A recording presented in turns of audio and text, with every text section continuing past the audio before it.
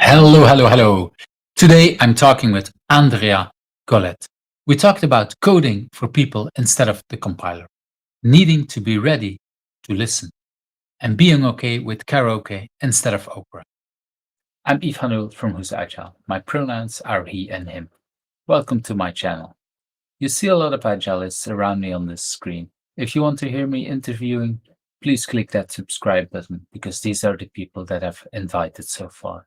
If you think I'm missing people, let me know in the comments.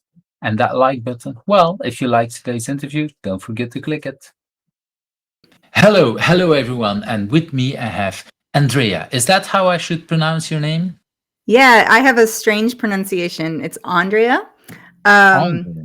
Andrea, yeah. So, but thank you for asking. And I think I've only met like 3 people in my lifetime who pronounce their name my way.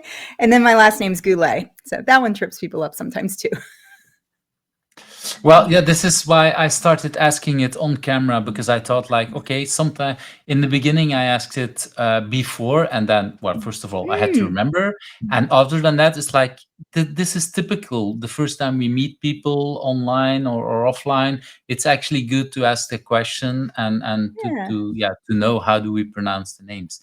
And we've jumped already a little bit into it, and what I want to show is also the locations where, and for some reason it doesn't work. Yeah, the locations where we are. And I'm in Belgium, and you should see a little dot on the screen there, a blue dot there. My house is where the blue dot is, but Google hasn't found my house yet. And let's move a little bit, thanks to Google, to the other part of the world. And you're in Richmond, if I'm correct. Yeah, just outside of Richmond in a small town. So, yeah, I live in the town I grew up in. Yep. Wow. Okay. I didn't want to put the exact location. We know want to help out stalkers, of course, but that's a little bit, and so that's already interesting. You still live in the town you were grown up with, so that Yeah. might be something. Um, and for the people that they're here, I'm recording at on my side in Belgium. It's let's say almost 20 minutes before 10 in the evening. And what's the time on your side? It is in the afternoon. It's 3:43 p.m. So, yeah. So that's, you see already, it's a lot of miles away, and it's also a lot of time zones away. So that's a little bit how we do the recording and how we work online. And so that is part of it. But we jumped right into that. If you want to introduce yourself, how would you introduce yourself? Let's see. Yeah, Who are you? so I'm Andrea Goulet, and I started my career in strategic communications and did that for 10 years. Then a friend of mine from high school, we reconnected, and his passion was paying down technical debt and fixing bugs in legacy code. And he wanted to Wow. figure out, yeah, and he wanted to figure out how to make that a business. And I had run a couple of businesses at that point. And yeah, so he approached me to become his CEO, and we started a company called Corgi Bytes. And the tagline there is old code, new tricks. And so for the past 15 years, I've been diving deep into the world of software modernization and learning all about agile. And in the past maybe 5-10 years, I've really started to notice, because the first part of my career being in strategic communications, a lot of what I learned was around how to understand people to better communicate with them. That was really the whole job. And so the way I say is that I got a really technical understanding of empathy. And the more I worked with legacy code, the more I was like, what we're really doing is empathizing, because we're thinking Hmm. about the people before us. We're thinking about the people who are going to be using this, and we're thinking about how to make it better. And all of the practices and all, and looking kind of at the Agile Manifesto and everything, I just felt like empathy was really this underlying, it's basically like so assumed that it's never talked about. It really underlies almost all of the practices with Agile. So I started really kind of talking and giving presentations and stuff on what I call technical empathy and empathy-driven software development. And I And found a quote from you that I wanted to show. oh, okay, So I found this quote that I really yeah, liked. what I found about you. We don't code for the compiler, we code for people, which is something I really love. But what struck me most, because that first part I've heard before, is that the fact that empathy, that you see it as a technical skill, that I was do. something that I was like, it's logical, and at the same time, I know many people that would say, What are we talking about?" Yeah, it's funny. I speak at a lot of developer conferences, and fewer people now, but definitely when I started giving my talk, there were a fair number of people who would come up to me after my talk. And the one that is the most popular is called Empathy as a Technical Skill. And there were a lot of people who were like, I attended your talk just to come up to you afterwards and tell you how wrong you are, but you've changed my mind. So it's like, but to me, I think like if we get back to the roots of the word technical, it comes from the Greek word techne, which means skill. And it's having a deep knowledge of craft, right? And so it makes sense that when we're talking about craftsmanship in software quality, like it makes sense that if you want to do this and understand how to modernize code so that people can use it, you need to understand the people who will use it. And the mechanism that humans develop to do that is empathy. So, and the more I've been researching it, there's several different kind of qualities of what I would call a technical skill. Deep understanding, you've practiced it, some of the underlying mechanisms, you maybe have developed your own patterns of working, kind of what the best practices are, and you're able to execute consistently because you know these things. And technical skills happen way outside of software. We've got technicals in basketball and in gardening. My best friend is an ecologist, and she can tell you so much about plants. And every time we go walking, she's giving me all the Latin names. And I'm like, that is definitely a technical skill. Cooking, baking bread, that's very technical. So I think to me, it's like in research, I love just pulling threads. Like I'll have a question and just like, let me figure out what the answer is. And so the whole idea that technical in the software industry relates specifically to technology didn't arise until the personal computer in the 1980s. So I don't know, for me, I feel like I'm going to go back to the words that's the root of the word that has been around for 2000 years instead of just a couple of decades. But yeah, when you have this mindset, then it's like you recognize that it's not fluffy, it's not soft, it's not abstract. And to me, the challenge that I saw was that there are a lot of people who are talking about empathy in terms of business and leadership and general life, but it's really hard to describe how to use it on a software project and reach developers if you don't have the domain understanding of working in software. So I felt like my two careers kind of melded together really nicely, where I can talk about, okay, here's how we use empathy in a very specific way to write a good commit message or do some refactoring or things like that. And, being able to make those abstract concepts really concrete and provide examples, that's the thing that I really enjoy, and making things very relevant and practical. That's something I find fun in. I really like how we dived already into that, and I can definitely see, and I would, I think it's a very interesting conversation and talk that you have there, and definitely.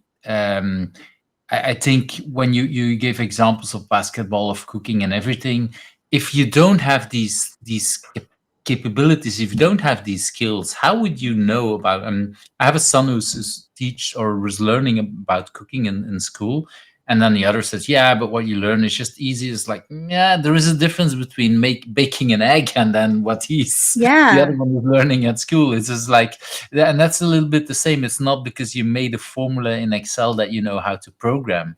There are similarities, but there is also a lot of differences there. And empathy for something that you don't know is sometimes really hard. So, and Yeah. And I think go ahead. and I think too, in the software industry, there's a second kind of compounding factor, which is that most, if you look at kind of the curriculum of computer science programs from the 1960s all the way through to today, communication was not included in any computer science curriculum, according to SWBOC, which is like the standard of at least American universities, until 2008. So most of the people who are programming today, I would argue, did not get a robust education in how to communicate and understand people. And that doesn't mean that you can't do it. I happened to get 10 years of experience and training doing it. So that's why I know some of these specific skills. But, you know, a lot, especially from the 1960s through the early 2000s, like it was actually considered a liability. And so there is nothing people I'm relate. not sure what was considered a liability. I'm not sure I got that part. Anything considered a soft skill. So, so anything around people or business. So it was, at least the curriculum recommendations were almost all about math and logic and algorithms and only doing the things that you put into the source code for the compiler. And it's only been recently that we've started to really recognize that, no, this, like, software is a team sport. It may have been, early where one person could kind of build something and get off the ground, but now, I don't think you could, because you rely so much on so many other things. Like somebody is running, a server somewhere. And if somebody's not, even if you run one by yourself, I'm sure there's libraries that you're using, and just the tech stack that's required to build things today. We have to put trust in people. We need to collaborate with people. There's more of an emphasis on understanding our customers and working well within an organization. So there's more of a need to collaborate than ever. And well, the building blocks have become a lot bigger. My father was one of the first programmers in 70s and 80s, and yeah, he needed to create his own database. And with that, I don't mean use a data that exists and create. No, he really needed to write his own database. That's a completely different level of thing.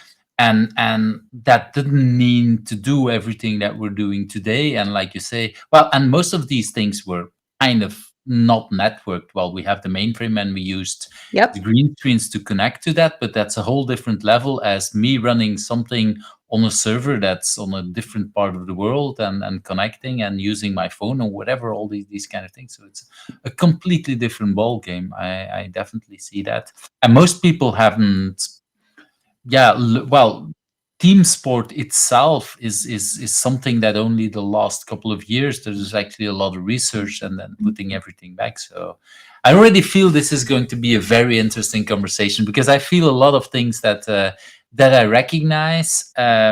Just the part I want to stress out, one little part that you say just about listening and learning and stuff like that. In school, basically, it's very interesting. People don't learn to listen. You need to sit still and listen to a professor or to a teacher, whatever, but you don't get learn to teach the skills about listening. It's just that we assume that you know it. But yeah, doing that, I did two years of therapy training, mainly to learn about, hey, this is probably the only place that I thought about 20 years ago where people learned about listening to people and really trying to listen what people are saying, not listening to know how to respond to try to respond, but just listening what people say. It's undervalued skill, I think, in the whole world, let alone in the software world. So I think what's really interesting too is in the past decade, 15 years, really since the emergence of functional like MRIs, fMRIs, we can now understand what's going on in the brain. So there's just this wealth of neuroscience research that is kind of upending a little bit of kind of what our common knowledge is around some of these skills and how to do things. And one of my favorites that I learned that made total sense once I heard it, but I'd never really heard it before, was just how critical emotional regulation is to listening, where that's the first thing you have to do before you can listen. You have to calm yourself down and quiet the mental chatter in your own head, because otherwise you're not listening. You're just making up stories about what you hear.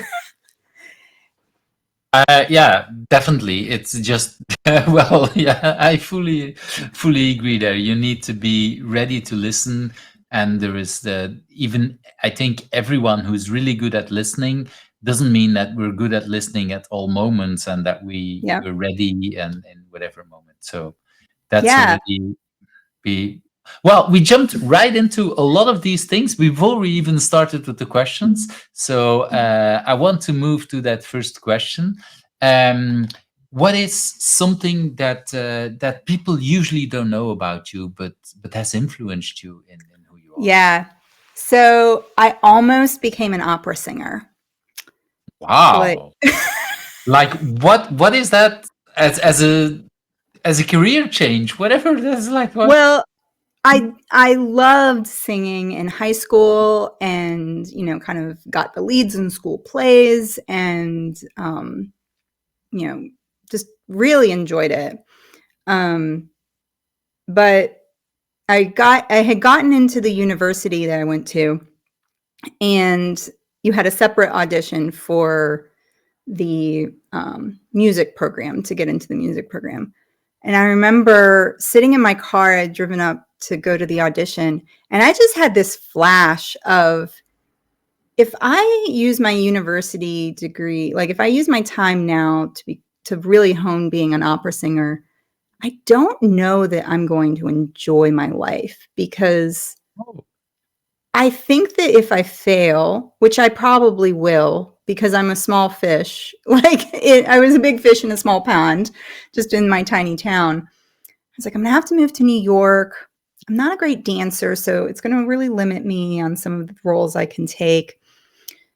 And just Yeah, sat there. I because was like, opera is not just singing. Opera, it also means that there is movement on the stage and everything, yeah, I'm a right? mediocre Yeah, actor. but when I think about opera, I think about the voices and everything, but that's not true. There Yeah. is always the play behind it. And just Right. the rejection, just it's going to be auditions and failure. And the likelihood of me actually doing amazing was very slim. So I just sat there and I was like, you know what? I think I'm okay with karaoke. It's a whole different kind of level thing, yeah. And then so I was sitting in the car, and I called, said I couldn't make the audition. I had changed my mind, which felt So rude, but you're I'm, on your way for an audition at that yeah. moment when you made that decision. And yeah, so I happened to park outside of the administrative building where they still had newspapers to show the classes. And I had no idea what else I would study. And so I opened it up and I looked at, they had, kind of the name of the major. And then underneath in italics, they had what kinds of jobs you could get with that major. Mhm. And so one of the majors was marketing and business law. And so I looked at all of the different things. It was a very long list of things that you could do with that major. I was like, well, I'll do that. I was like, I'm just going to hedge my bets. And surprisingly, I remember going to my very first marketing class, and I didn't even know what marketing really was. like, Mm. and the teacher asked, the professor said, okay, what is marketing? Everybody went around, it was like, oh, well, it's advertising and it's this. And, oh, can you still hear me? I can Ah, still hear you, yes. my, my external monitor decided to just shut down. There we go. Maybe I hadn't moved the mouse enough. Anyway, sorry about that. So yeah, so my professor went around, and I was one of the last ones to answer. And I said, marketing, I think, is a bridge that connects somebody who wants to buy and somebody who wants to sell. Mm. And she was like, that's probably the best definition I think I've ever heard. And I was like, okay, And maybe you I were picked the right there, no major. clue what it is? I You didn't even know just what it found. was. But based on kind of like just the introduction and what people were saying, I was like, I don't know, that's kind of what I think it was. Yeah. And so I've always had this idea of like connecting people.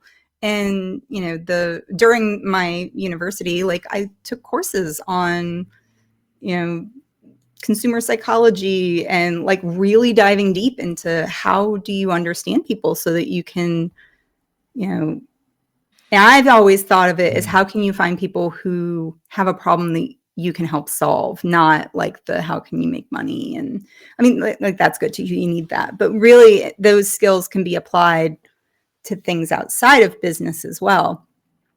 So this is something that I've just always kind of had maybe a curiosity and an affinity for.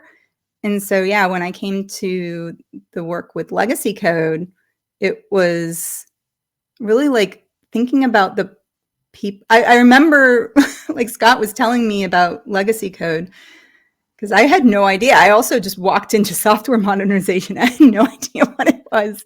I was like, legacy code, that doesn't make any sense. Why would you call it a bad thing when in every single other context, it's considered a good thing and something that you want to take care of and really have stewardship over and pass down, and something that you inherit?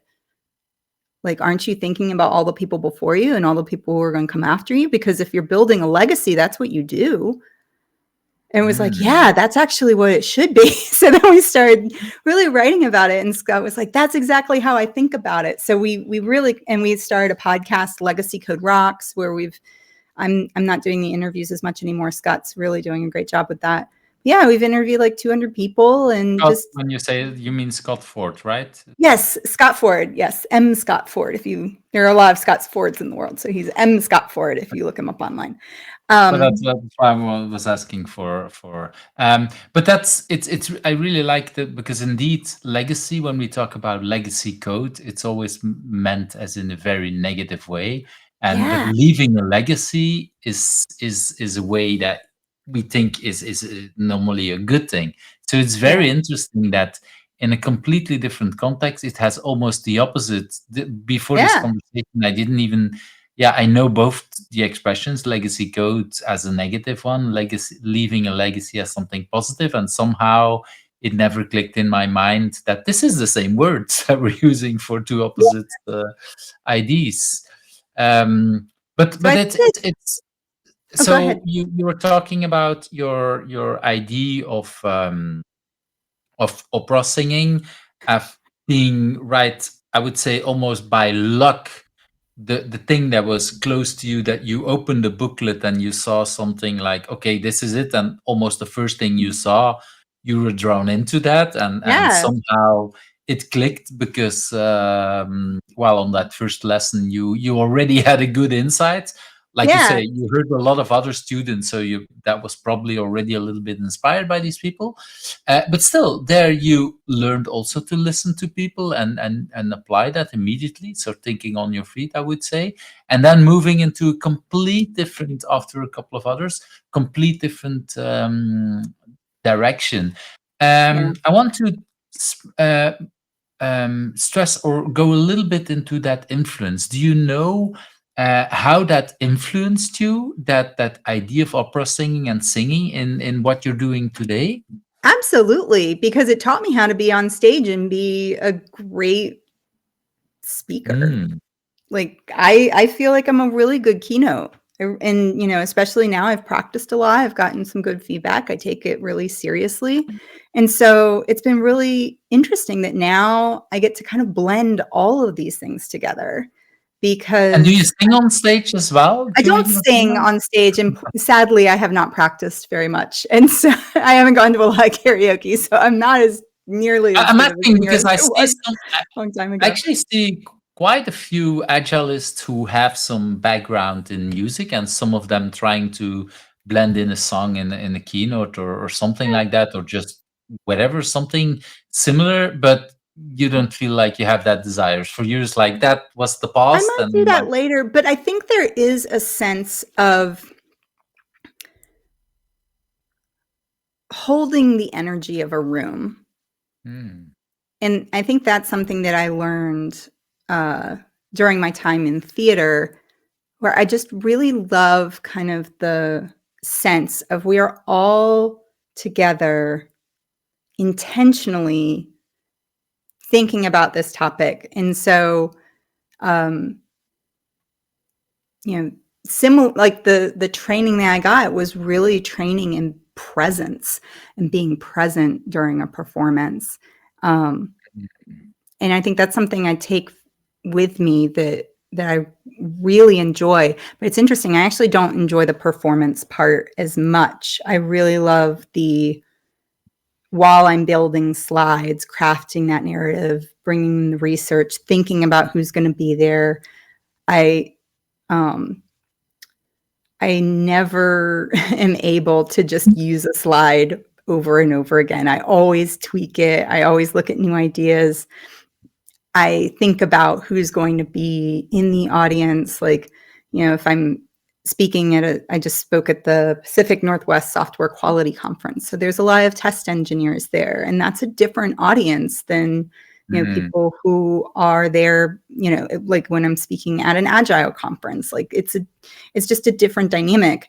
And so really just kind of getting a sense of what information is going to be the most valuable and the most salient. And like what I really strive for is, You begin as a marketer in a sense that you talked yeah, about earlier about, okay, this is a message I have, and yeah, at different conference, I have a different audience, so I need to tweak my message so that they see it.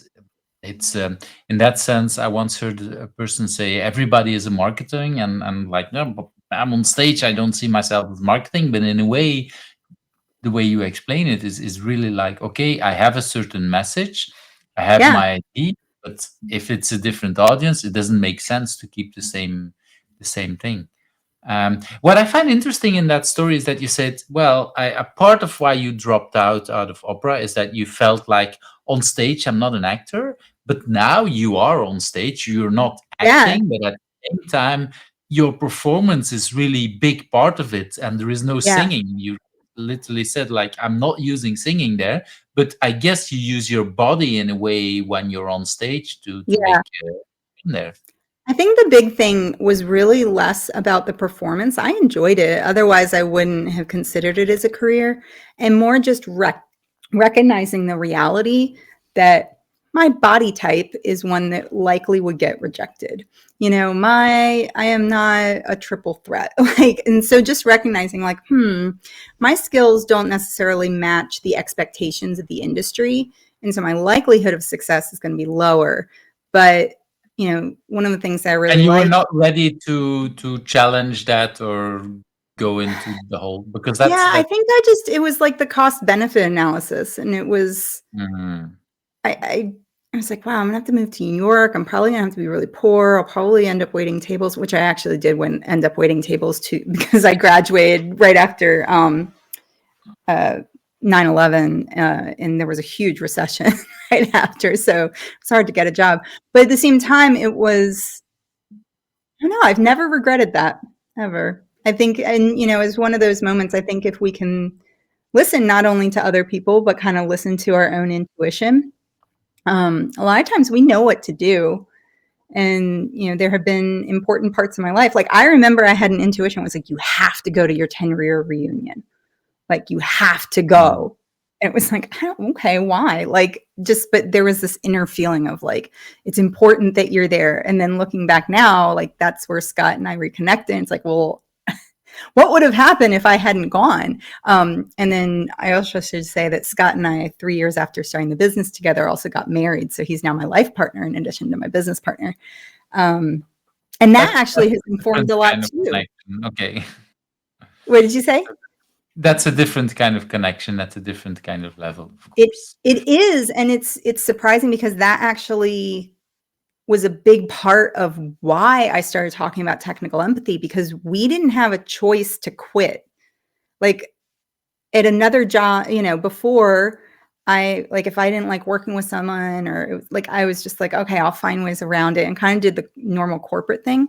And with Scott, we did fall into the stereotypical marketer, engineer kind of stereotypes. And there were things that I did, like the way I interrupted him, or, for me, like I would try to float an idea and it was a real big picture thing. And the first thing would be, that's not going to work. And like, so there are these things that are very, very common that everybody experiences. But Scott and I had to work through them in order to be successful in both of our lives because it was so commingled. But that gave us, we ended up going to couples therapy. We took lots of courses, so we got the training in how to communicate with each other and figured out different ways that we could co-create kind of structures that work really well for us. And that's really at the heart of what collaboration is. And yeah, so now being able to take kind of all of that different experience, because it's amazing. The more that we invested in our communication and collaboration and empathy, it always translated to the code. And it's just been a really interesting thing to watch and to see. And thank you for bringing all of that up. And there's, yeah, again, lots of different stories, lots of different things. I want to zoom in a little bit on because you talked so much about how nice the partnership is, but how much work it was, even asking external help, because that is what couples therapy is. It's amazing. I've done not the same probably, but a similar kind of path. And for me, I find it interesting that a lot of coaches that I know, like they're like, well, I'm not interested in, like, how could you coach someone? How could you work with someone if you've never been coached or if you never asked external help?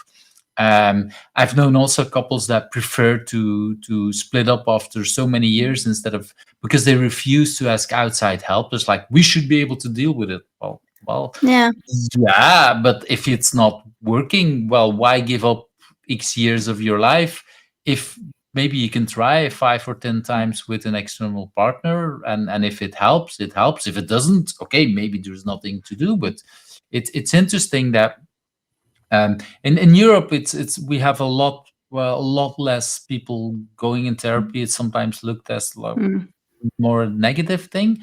And I think couples therapy is the next level again. And I think it's so useful. I still, yeah, the only thing I've heard someone say recently that, yeah, I wish we'd done that so many years ago. And I was like, yeah, that's exactly Yeah. the feeling I had when the moment it started to click. And we also had to find a partner with who it worked, because the first time we tried it, it didn't really work. Yeah. It improved a little bit, but we were, and now we saw that with another partner that things worked so much better. And I think that's so amazing that yeah, that it helps at so many levels to go Oh, to that yeah. next level. We actually, so Scott and I both had been through divorces with partners who were not good for us. And it wasn't going to work, and that we had to get out. So we had kind of been through that. And because both of us had experienced that, as soon as we recognized that there was a spark of romantic interest in addition to the business, we immediately found a therapist. That was the first, Mm. like, it was like, we're doing this proactively, regardless of what the future. It wasn't a reactive, like, we had a problem and needed to fix it. It was, we need to prevent problems from happening. So I've joked, yeah. and I more I think about it, the less it's a joke. But I joked at some point that I think it's the best marriage gift you can give to someone when people Oh start to yeah. get married, to give like, okay, I give you 5 or 10 therapy lessons, not to say couples therapy, not to say that you're fixed and this is going to fail. No, more like, okay, proactive, because we all need to Yeah. well, we can all be helped in talking better, even if things are and actually it's much easier to do when things are going really good, to go to the next level, to find Yeah. ways on how to talk in a And better we've way. always worked with coaches. We worked with Lisa Adkins for a little bit. She's in our area as well, and love her. She's become a good friend. But yeah, so I mean, like, we've always had some kind of something, just like any skill, right? And I think that's the thing. And like, I remember when we first started, our therapist, her name was Gloria, and she was so awesome. Loved working with her, but she would give us like very rigid protocols to follow. And at the Mhm. beginning, we were like, we hate this. Like, one of them was like, you had to agree, like, that somebody was going to listen, and you had to ask, like, are you ready? Like, I have something I need to share. Are you able to put your feelings on a shelf and listen to me for a little bit? And that was the way her phrase was, that you take your feelings and you just put them on a shelf. You take your stories and you put them on a shelf for a little bit, and you are fully present. And sometimes it was like, no, I'm so angry, I cannot regulate myself, and you're going to have to come back later because I just can't listen to you right now. Well, if But you it was can like, acknowledge that, that's already good. But it yeah, feels very, very, how would I say it, non-emotional and very clean, I would almost say. Like, yeah. And so then the protocol was, whoever was kind of airing their grievances, right, would say things, and then the other person would state exactly back. I've heard the term parrot phrasing in the clean language community, and that's what you do, is you literally say the same thing and you just say it back, and then you keep doing that until the point where the person who's like, okay, I feel heard, and just like there's no, and yeah, it's a then technique I've yeah, and then heard the as person well. who's listening summarizes, here's what I heard, is there anything else? And then and sometimes there are, and then sometimes it's not, and then there's a validation step of, yeah, I can see that, I understand now how my actions would have hurt you in that way, and thank you for learning. But it was like very prescriptive, and the first few times we did it, we hated it. We were like, this is the stupidest thing in the whole world. Like, I hate feeling so confined. But it worked. And the more it worked, we were like, wow, this structure really helps. I've Yeah. And learned this same technique from Jim and Michelle McCarthy. That well, they learned each other, get to know each other at Microsoft, but they created the whole core protocols and everything that can also be used to create teams. And they teach me this while I'm flirted later from multiple sources. And the way they were taught that to do that, even in what I would now call a remote setting, that if you were too angry, or if couples were really bad, to say, well, now you do this over the phone with sending text messages, because it forced you to really take the time to type it. This is before WhatsApp and whatever, so you really had to do typing, text messages. And what they said, what they learned me, and I found it very interesting, is you also have no way to, because you typically would go to a different room and you would not see how your partner react, because the very part, and it's a little bit to what you say, are you ready to set your feelings aside? If you see something you disagree, your body language already, and I know later on we'll talk a little bit about the book, but the body language is already something that people think, oh, I see it and whatever. And sometimes, yeah, it's a first reaction, but then if I read the text and if I reply in the way I want to reply, yeah, it might already be spoiled if you see my body language that maybe radiates something else. And it feels indeed very clean. Many people I talked about it hated it at first, and some that a lot actually that I taught is started to use it and then said, well, it felt really clean. My partner didn't want it, but in the end, when we really tried, for many people it helped out, yep. because it felt like, okay, we're slowing down the whole conversation. It Yeah. forces us to take really time, because indeed, if you have to repeat, and if it's, and I've literally seen it, and the fact that it's on text, what I find very interesting is that many people told me, like, I say something and my partner almost literally copy paste the answer back, and I say, no, that's not what I said. Well, if you scroll back, that, yeah, but it doesn't matter. I noticed that when Yeah. you say it back to me, that's not what I wanted to say. And that's very interesting, because it's, when you do that in a conversation, people might be confused. But I thought you said, I'm not sure, and yeah. But if you see it in text, it's even more bluntful. When you read back the whole conversation later, people tell me, Mhm. like, I could literally see it was a kind of a copy paste. This is, again, this was before WhatsApp, and it was not even possible to do copy pasting texting, but people made really careful. And still many people say, well, maybe that's what I said, but that's not what I meant, let me rephrase. And Yeah. then, Yeah. Yeah. And I think that's the really interesting thing in communications.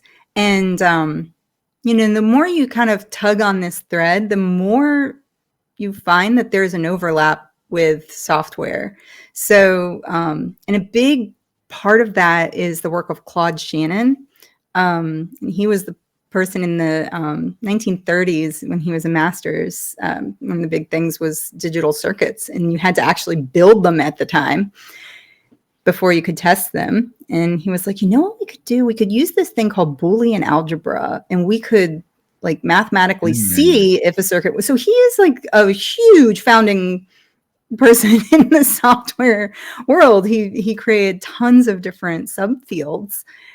He coined the term bit, which stands for binary digit, and I had never heard of him, but in the course of, kind of doing a lot of research, what I uncovered was in the 1960s, he was working for Bell Labs, and he created it's the general communication system. And there's a lot of math behind it. But what struck me was when I read this, I was like, I have seen this before, where it's like you have a source and then it creates a message and then it goes through a transmitter across a channel and it goes to a receiver and then it's decoded and then it goes to the final destination. And what I was struck by was that was literally the exact same model that I learned as a marketer. Not a derivative, not inspired by, it was the exact same model.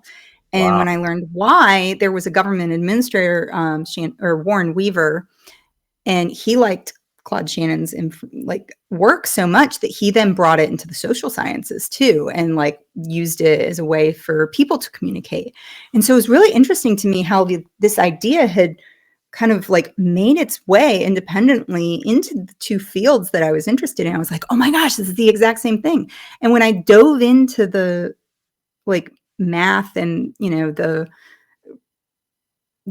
primary source of it, there's a really key piece that I think gets overlooked, and that's the concept of entropy. And the more I've learned, I think that's really what we need to think about when we're thinking about communications. And entropy is the amount of statistical disorder in a system. And so when we think about humans, it's how likely are we to be confused at what we're saying, right? And so I think of it as kind of a way of measuring confusion. And so if I'm with somebody who I have a really good affinity with and they have a lot of the same experiences as I do and things like that, then there's a lot of overlap. And so when you have low entropy, such as in that situation, there's an inverse relationship between entropy and compression.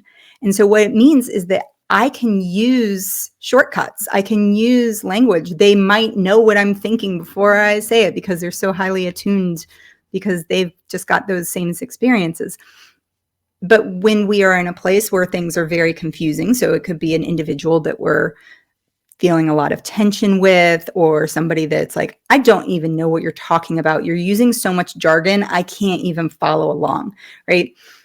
So what I see a lot of times is that engineers especially will try to make their communication as efficient as possible instead of as effective as possible, which makes sense because that's what we try to do in our code. We want to make sure that we're not stuffing it with all these nested statements and things like that. But it depends on who you're communicating with. And that's why these protocols work so well, because in a high entropy state, when you want to introduce a lot of structure. So this is what we do when we do TCP/IP. We do that 3 handshake because it's a protocol. We want to make sure that what got sent is what was received, and then it's validated again. And I'm like, that's exactly what we're doing in this protocol. It's like, here's what I'm saying, you're repeating it back. And then I'm like, yeah, that's what I said. I'm like, this is amazing. And so to me, the more I look, there's others about recent neuroscience about how emotions are not innate. There's no universal emotions. What they are lived experiences and feeling patterns that we instantiate in a moment. So essentially they're like classes. We have a class that we instantiate, and it's like, oh, I have a class and I call it angry. And when I feel this way and my heart's racing and I experience these things and I'm in this situation, I'm going to call it anger.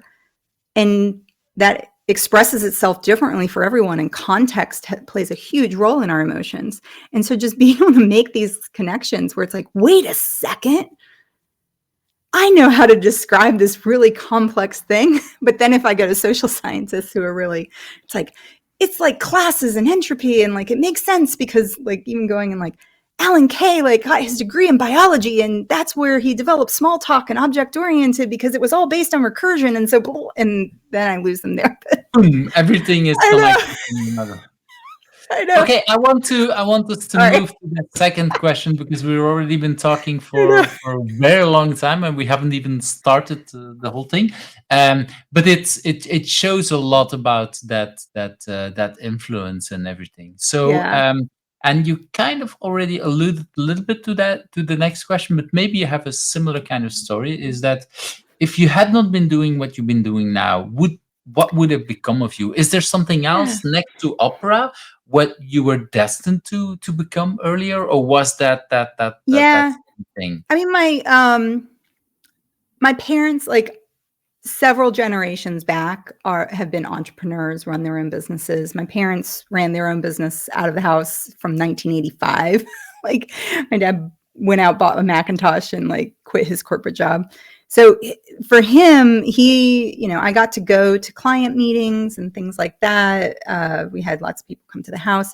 And so my dad really encouraged me to go into sales because he just saw I liked to talk.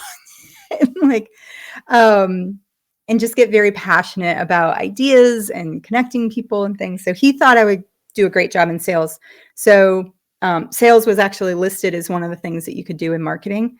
So I was like, oh, okay, I'll do that. And that ended up being one of my first jobs. Was when I graduated after waiting tables and the economy kind of grew again.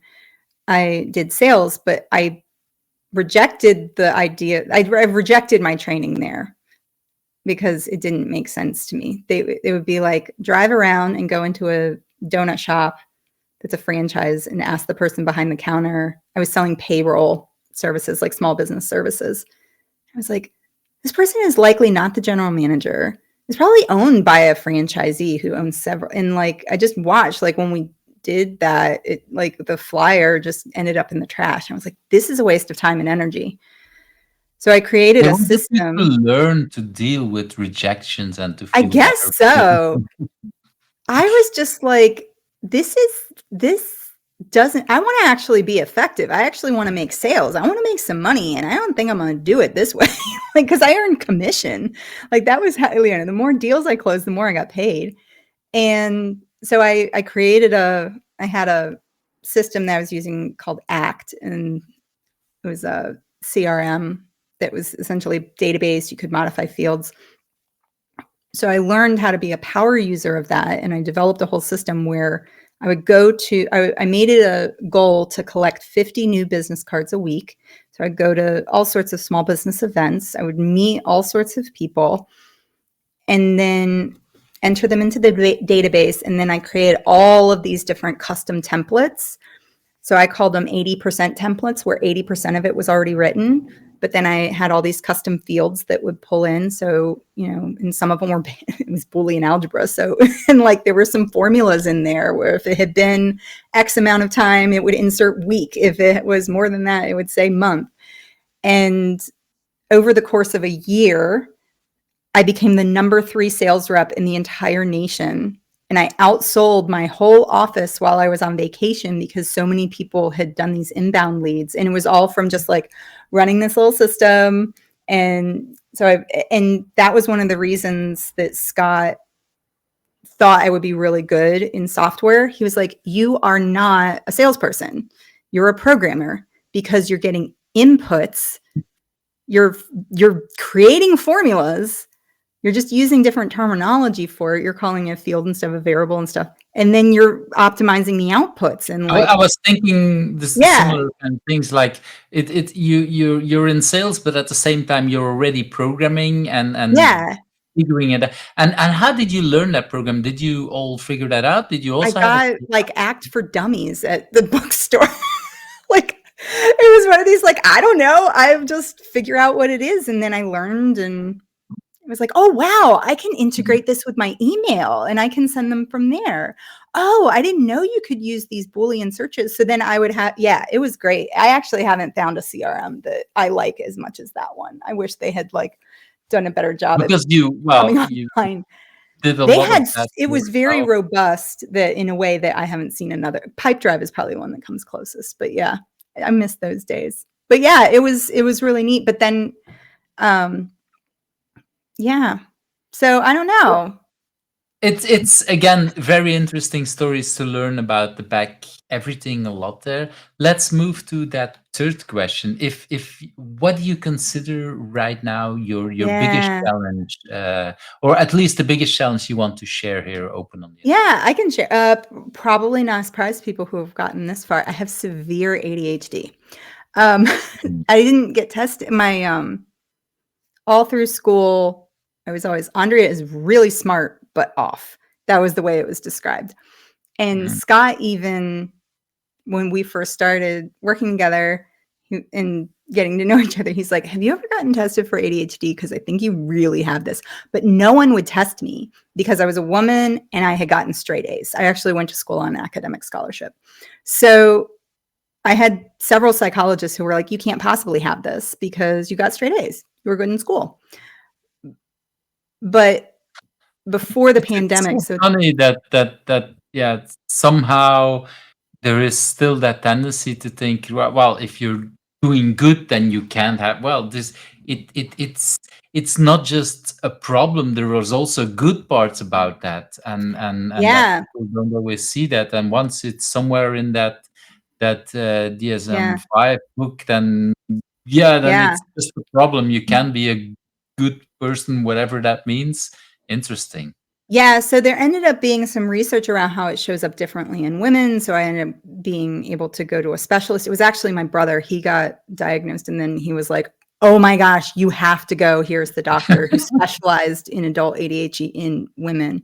And when I took the full test, she was like, it's now a spectrum disorder. So it's like how I was in like the 97th percentile.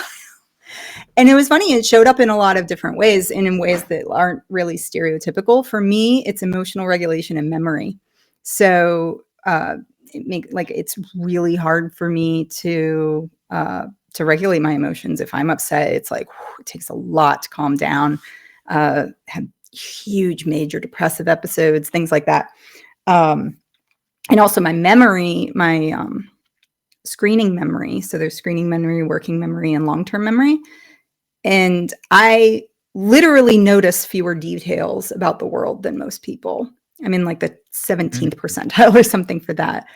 And, I can be staring at a cabinet and like looking for a can of soup or something, and I literally don't see it.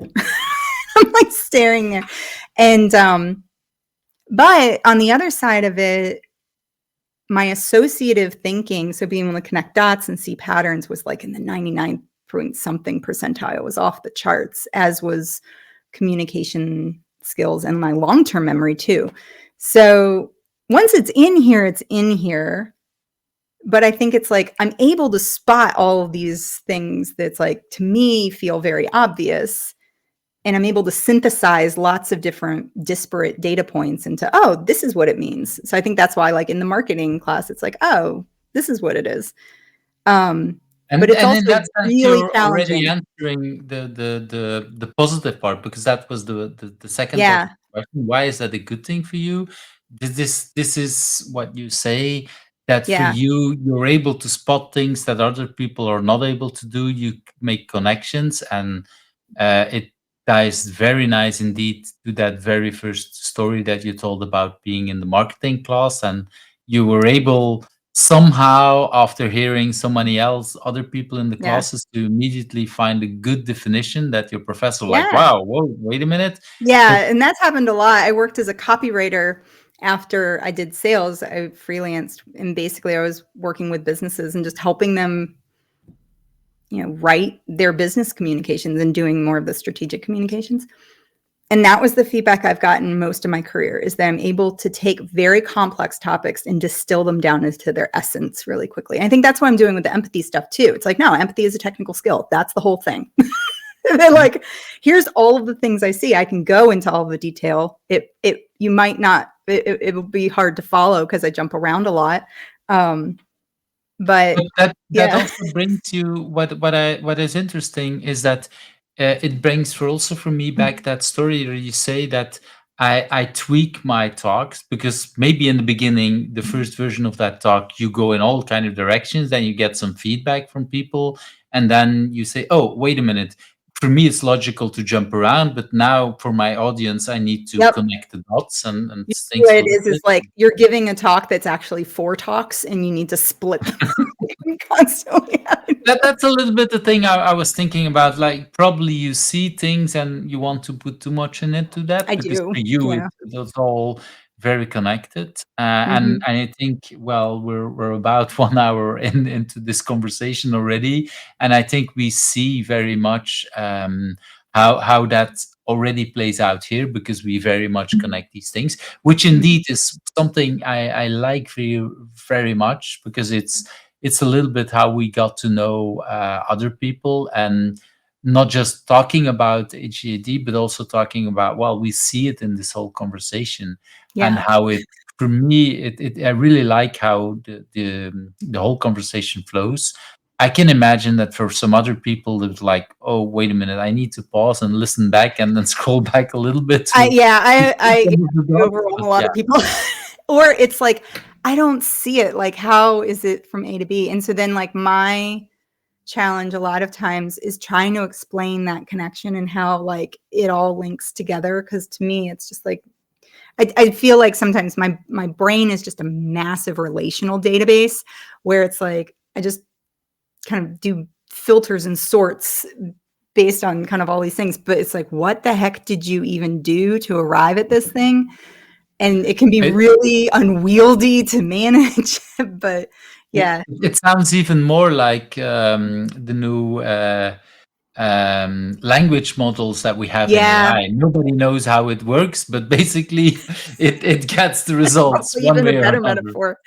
I'm gonna turn the So that- light on in my office real quick. It's getting mm, dark and I forgot to do that. I'll be right no back if that's problem. okay. Sorry.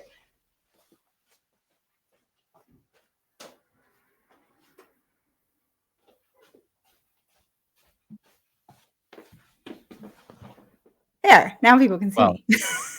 Well, I was able to still see you, I think, Yeah. but it's actually a good moment to go back to or to go to that next question, and I'm really interested to learn this because I feel a lot of energy, a lot of passion. Yeah, there is. So, do you have any idea what drives you? Where is that passion coming from? Is this something you always had in you? Is this where did you? Yeah. I do think it's genetic. I think it's definitely passed down from my family, especially on my dad's side. Like it's been entrepreneurs 4 generations back, at least, and most like lots of businesses. like, so I think there is something that is just an inherent like drive to create. And I think this is part of the ADHD. Like there's just an impulse and like a compulsion to create, to try new things, to do things differently. Um, so there is something of just the way I'm wired. But I think the thing that motivates me the most is impact. I want to know the work I'm doing is making a difference. And I think that like when I was in sales, I was like, I don't want to just drive around to, donut shops and not be effective. I want my time to actually make an impact. And so thinking Mm. of new and creative ways to do that. Um, yeah, so that's the thing that really motivates me and gets me out of bed is the sense of mission where, now it's like, And it sounds also with both with the company that you have founded. So everything that you do with Scott and everything with Corgi Bytes, and but also the presentations that you do have some kind of life mission. Is that how I see it? To yeah. remodel your software or the way people I think think for about things. me, I think about things more in like ecosystems. I'm Mm. very much a systems thinker. So like Corgi Bytes, for example, is like we have that and it's really focused on software modernization. And then once I was like, I really want to take this idea of organizational effectiveness that we've used at Corgi Bytes and really figure out how to use empathy in a tactical, operational way and help organizations with that. And it didn't really fall under the Corgi Bites umbrella. It didn't make sense to kind of have it as a new business line. So I started a second business, actually with a Corgi Bites client that we had had for a decade. And then we formed a really good partnership called Hardware. So you've got software, hardware, and then hardware. Hmm. And so that's where I'm doing a lot of my keynotes, and we're doing, executive trainings and going in and doing consulting on, specific communication architecture. Like how do you organize your Slack channels, and how, because I think one thing is that, especially in our digital space, we don't put as much intention into how we organize our digital spaces as we do our physical spaces. But if you think about it, like there is a lot of intention that's put into how do I organize a physical office and what's the furniture I buy and things like that. You have to do the exact same thing for how are people going to work effective virtually. And I think sometimes we just don't think about it. And so there are like practical practices for communication workflow you can do. How do you have productive conflict and make meetings more productive? So we describe it as engineering collaboration. So I started that in tandem. So now I'm running two companies. Of Yeah, course, because that's what you do. it is. And I think that's the I thing. want to stress it a little bit because I've just literally had this conversation, and actually a few of them over the past years, about months, about organizing Slack channels and kind of thing. Because there is that little, especially the more we work remote, there is also that tension between we want to be fully transparent, and at the same time we want us, well, developers need to focus and to need to be able to work, yeah, Yeah. on the thing and not to be disturbed all the time. And how do you Yeah. find that balance? And what you say is it's a little bit similar to how do you organize between an open space and still have some place where you can design and work on your own and collaborate, Mhm. but still there's this focus time, and we need that. I really like how you make that metaphor between be Yeah. both sides Well, and and then like, what do you do? I think that's the big thing, is that and this is why software is so hard for so many people, because it's abstract. You can never like really touch it, as you can like with a piece of furniture, right? And so, and most people are familiar with like the physicality of physical spaces. And then when you mention it, it's like, but there's very specific practices that you can do. I call it communication infrastructure, like that you can do to organize like the way that people communicate. And you do most of this through systems engineering principles. So using these concepts like entropy, in the same way that we would create efficient software systems, we have to think about that in terms of how we communicate as well. And especially like that piece of like, it all comes down to the same model. It really all is the same thing. So we can use some of these things. And there's just gobs of really interesting research out there that that you can apply. So, yeah. and again, I'm asking what drives you, and we have all these other stories, and we found even more things that you're doing and more things that a very nice example. And linking again, because that's how I've see a lot of these things in the conversations with you, is that you link back on multiple things you already talked about.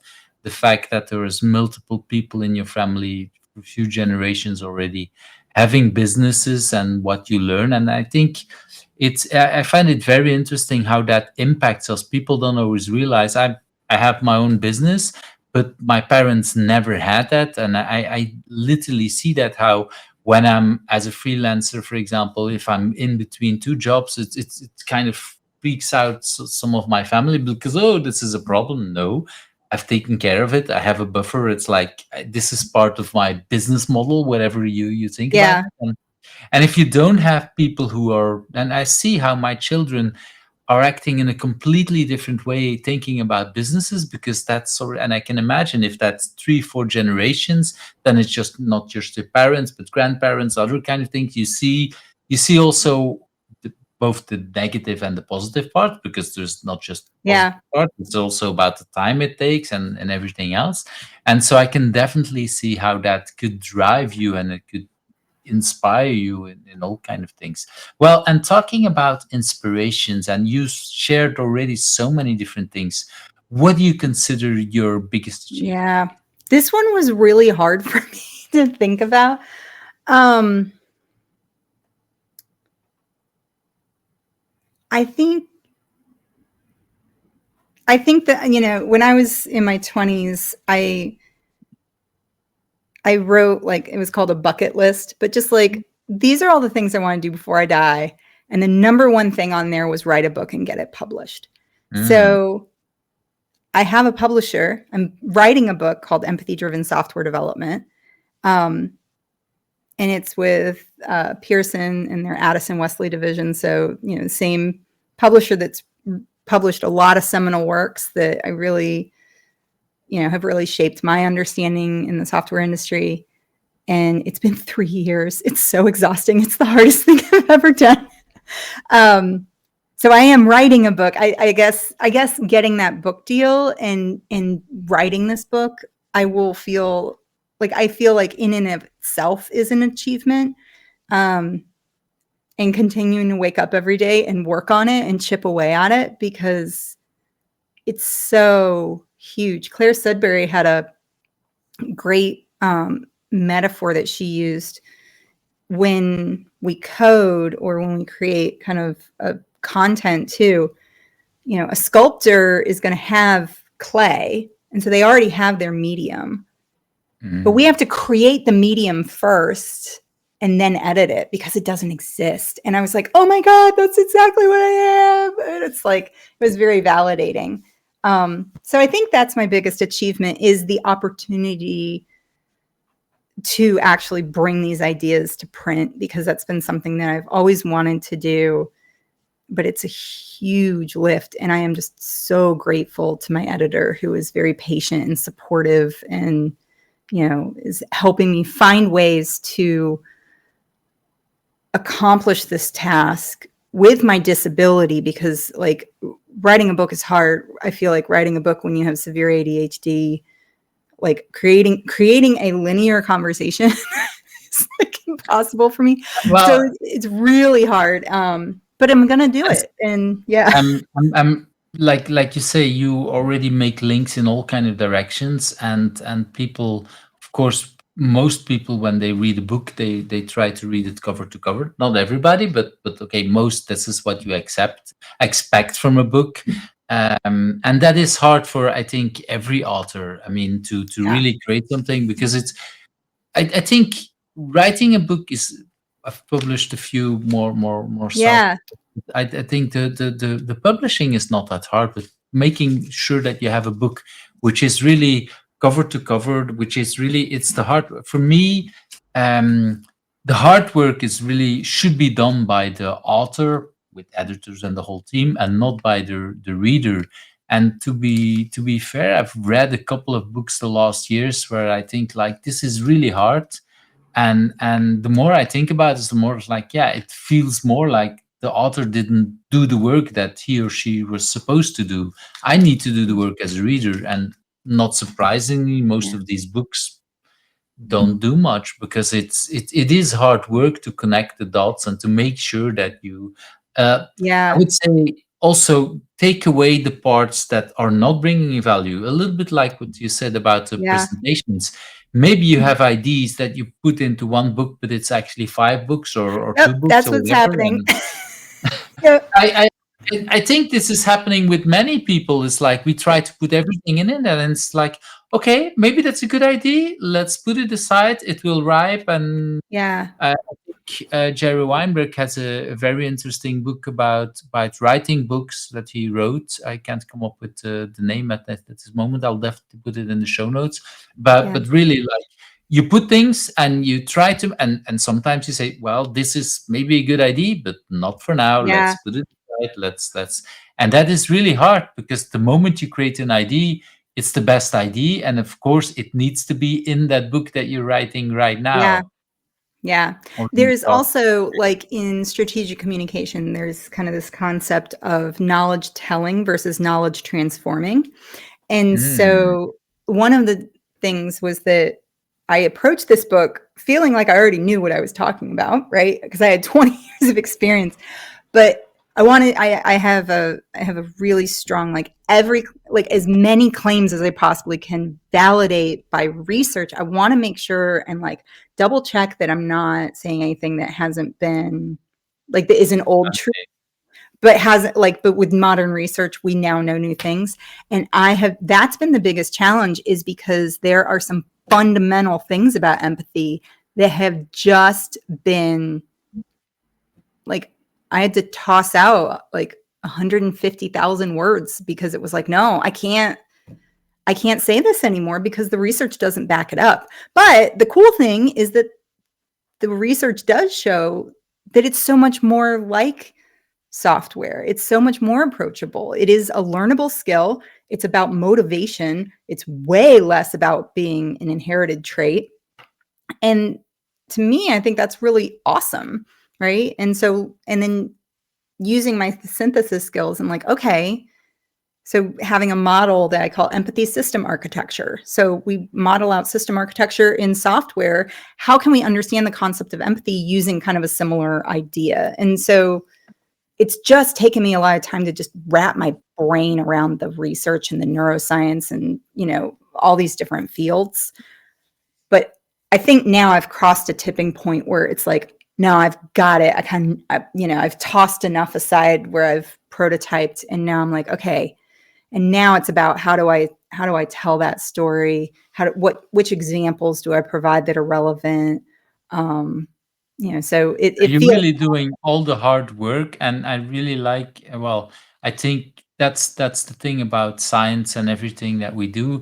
It keeps evolving, and I can imagine that there's many people who would write something about physics, and all of a sudden we have quantum mechanics and other things, and it's like, damn it, I have to restart all over. I know. So at some And point I have to stop, though, especially now with like all the AI stuff. I'm like, I'm limiting myself to one chapter on that, of just like, okay, that's the here's some thing stuff why that's you going. need to write a book and finish it quickly, Yep. because if it takes too long, half of it is again outdated. Yep. That's the other So part. yeah. But I think I really like that you share and are so open while being in the process, because most of the time when we talk with authors, it's when the book is already written, and in hindsight, it's very easy to explain the process. But you're Yeah. in the middle of it, and in the chaos, and okay, you see already the end at the light of the tunnel, but still, Yeah. you're still into that.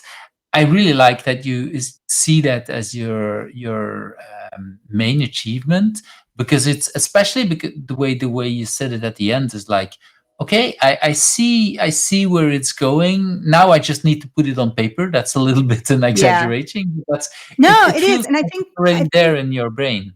yeah. And I think the achievement feels like I figured it out. Mhm. Like I've got this insight. Like, and not only is it like software, it's like these new learnings. It's like, no, it's even more like software than I even thought. Um, and just Well, being able to and conceptualize all of it. And yeah, now it's like, okay, I've got to put it into a durable form that can be the consumed interesting by part, others. what I like about the whole thing is that people say that what you learn something, and you learn something by reading, but I've learned that I learn even more when I start to teach it, and when you write it, you learn at an even deeper level. Yeah. And like you say, if I put it on paper, it should at least be for a couple of years true, not that the moment it's published that it's already outdated. So Yeah. how do you figure out? You need to do all the research, and you need to figure out, okay, what is something that I can Yeah. tell as a good story that others will like as well, and figuring it out on your own. So Yeah. it shows again a lot of the work that you're doing, and how it feels. I'm really glad that you share all these, the whole backstory about that, because that's, Yeah. and this is what I like about this series. When I talk to people, we run into a lot of different parts of the world, different parts of our lives, where we're all different. I have, in a way, too many people who've written a book already on it, but most of the time when I talk with them, it's when it's finished, and a lot of it. And here you're in the middle, so I hope Yeah. that people like it as much as I do. I definitely know that. I'm already feeling like, yeah, if you need extra people to review and write, yeah, and I'm really interested, Oh, because that's awesome. the way you present it, and I hope that other people feel that same energy, and reach out to you to say, hey. I've had a this is few, yeah, I've had a few people who I really, really respect just volunteer to be technical reviewers and volunteer to kind of help motivate me. And I'm so, so grateful. Um, yeah. And my response right now when people are like, I can't wait to read your book. I'm like, me too. well, that's one thing I've learned about a book. By the time it's finished, you're so happy that it's like, now it's over. I don't want to read it again, because the last 20 times you read the book, you're just looking for typos, errors, Yeah. and whatever. And there is a Yeah. moment that you just need to put it out. And that's what I personally like about ebooks, is that, well, you can still find errors and it's possible to change it. In a paper book, it's a lot harder, because then Yeah. the whole shebang, and it takes months. Yeah. I well, some of the books that I've had were first on an ebook level, and it got some time to review, and other people found out stuff, because I make a lot of typos and whatever, and only then go to paper, which actually for me helps out to I can publish it much faster, and feel okay about some of the things, and make it grow. Thanks for sharing a lot of that. And I want to Yeah. go to that next question. What do you consider, or do you have some kind Mm. of personal agility tip to share with the world? Yeah. This is another tough one for me. I think the Why is it biggest a tough thing, one? Why is it a tough one for because I you? have so many. I think that's the thing. I can think of like 19,000 different things and like narrowing it down to just one. The But one you about my, have to give some space to other people who also want to share a tip. So, yeah, I know. But yeah, but just kind of collapsing this thing, mm, collapsing my brain from a wave into a point is kind of the hard part. But I think in terms of agility, um, one of the biggest things that helped me, because I went to business school and learned waterfall. And when I came into software, agile like made no sense. And then, and especially some of the phrases that were being used, like fail fast. I was like, wait a sec. Like, this was one of those things that Scott and I had a whole thing over. And it wasn't until we had been working together for years that we figured out the problem. Because I was like, we don't want to fail at all. We like want to be able to eat and pay our rent and stuff. Like, and so mm, I was thinking in terms of the long term, and he was thinking fast iteration cycles. So I remember like when I started to understand agile, there's 2 points. One was Scott told me, I had put into, I was helping him with a presentation. This was like 10 years ago or so. And there's a very popular chart in the marketing world of like a product, growth cycle, where it's like introduction, growth, maturity, decline. And so I was like, I think this is what you're talking about. And it's like a linear chart, and then it just stops. And Scott was like, no. We're agile, so it needs to be a circle. I was like, what? And we had it on the whiteboard. I was like, that doesn't make any sense, because then what happens is that you decline, and then you're able to innovate because you've got creative destruction, and that's what we do. And then we modeled everything out, and that's where we came out with the terms makers and menders and all of this stuff. So that's one thing, is like, if you have lines in your life, try thinking about them as circles. And that's something. And then the other that was a really huge kind of insight for me was the difference between complex and complicated systems. And so I think this is the thing, is that like in my business life, there were a lot of things that worked really well in waterfall and like a Gantt chart, but it was because, and in a complicated system, you have X input, mm. Z process, predictable Y outputs. And so when I did my sales, like I ran it through the process. You can't do that in software because it's a complex system. And so understanding the nuances of a complex adaptive system, and just how you can't predict things. It's the butterfly flaps its wings kind of math, and then it alters the weather patterns.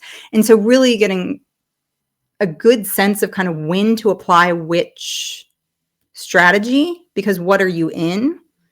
And when can you be certain and predictable and when can you not? Because I think that's the biggest problem that people make, is that they try to exert a lot of control where they can't have any. The best you can have is kind of a feeling of influence, right? And you're just kind of looking at the system and trying to optimize it and find leverage points where you can. But there are times where it makes sense to create kind of a process. Like we were talking about the protocols earlier. Like that's essentially like a recipe and a process. So there are times within a complex system that you can introduce a little bit of something that feels really structured, that can be useful. And so for me, it's also like that, not thinking of anything as a panacea. There's so much nuance. And I think that's one thing I wrote. I have a course on LinkedIn called Creating an Agile Culture. And I think that's where it's like there's a lot of kind of situational and motivational things that influence our ability to be agile, that sometimes get overlooked. And then making sure that we're trying to see if we have enough time to figure things out, or are we constantly rushed? So the turn lines into circles, and then the difference between I did not do one. If I have to pick one over the other, I don't know how I would do that. But you got two. So. And they're related in a they sense. are. Yeah, they are. And that's what I really like, and they're these are interesting concepts and things to think about. And I didn't think myself as agile in a circle, but definitely there is the feedback loop that we need, and these kind of things.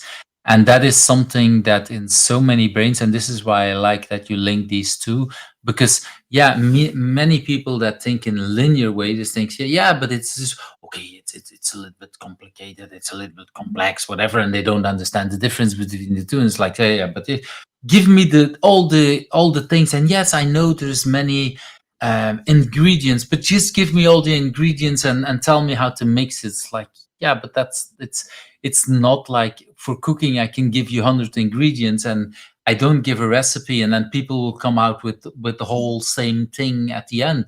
It's more than that. It's and that was really hard. I think people who understand software and kind of have been coding since they were young, I think that there is they underestimate just how hard of a conceptual leap it is for somebody who hasn't grown up with software. Like I didn't really get into software until I was almost 30.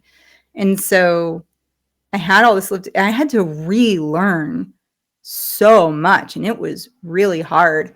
And, I think having patience for the people who are in the business, right? And it goes the other way too. But you talk about people who have been in software earlier on, but you wrote already some pieces of software yourself. And I think when you wrote that for your sales part, what you explained before, I can imagine that was also keep adjusting, and partially you didn't write that whole thing in one go. So could you, when you were learning these new concepts about agile, could you see how you did it in a similar way when you were younger, or did that not occur to you at all? No, I really struggled. And I think some of it was that when I came into agile, it was like 2015, and there was a really big emphasis on certifications and certification and kind of scaling agile.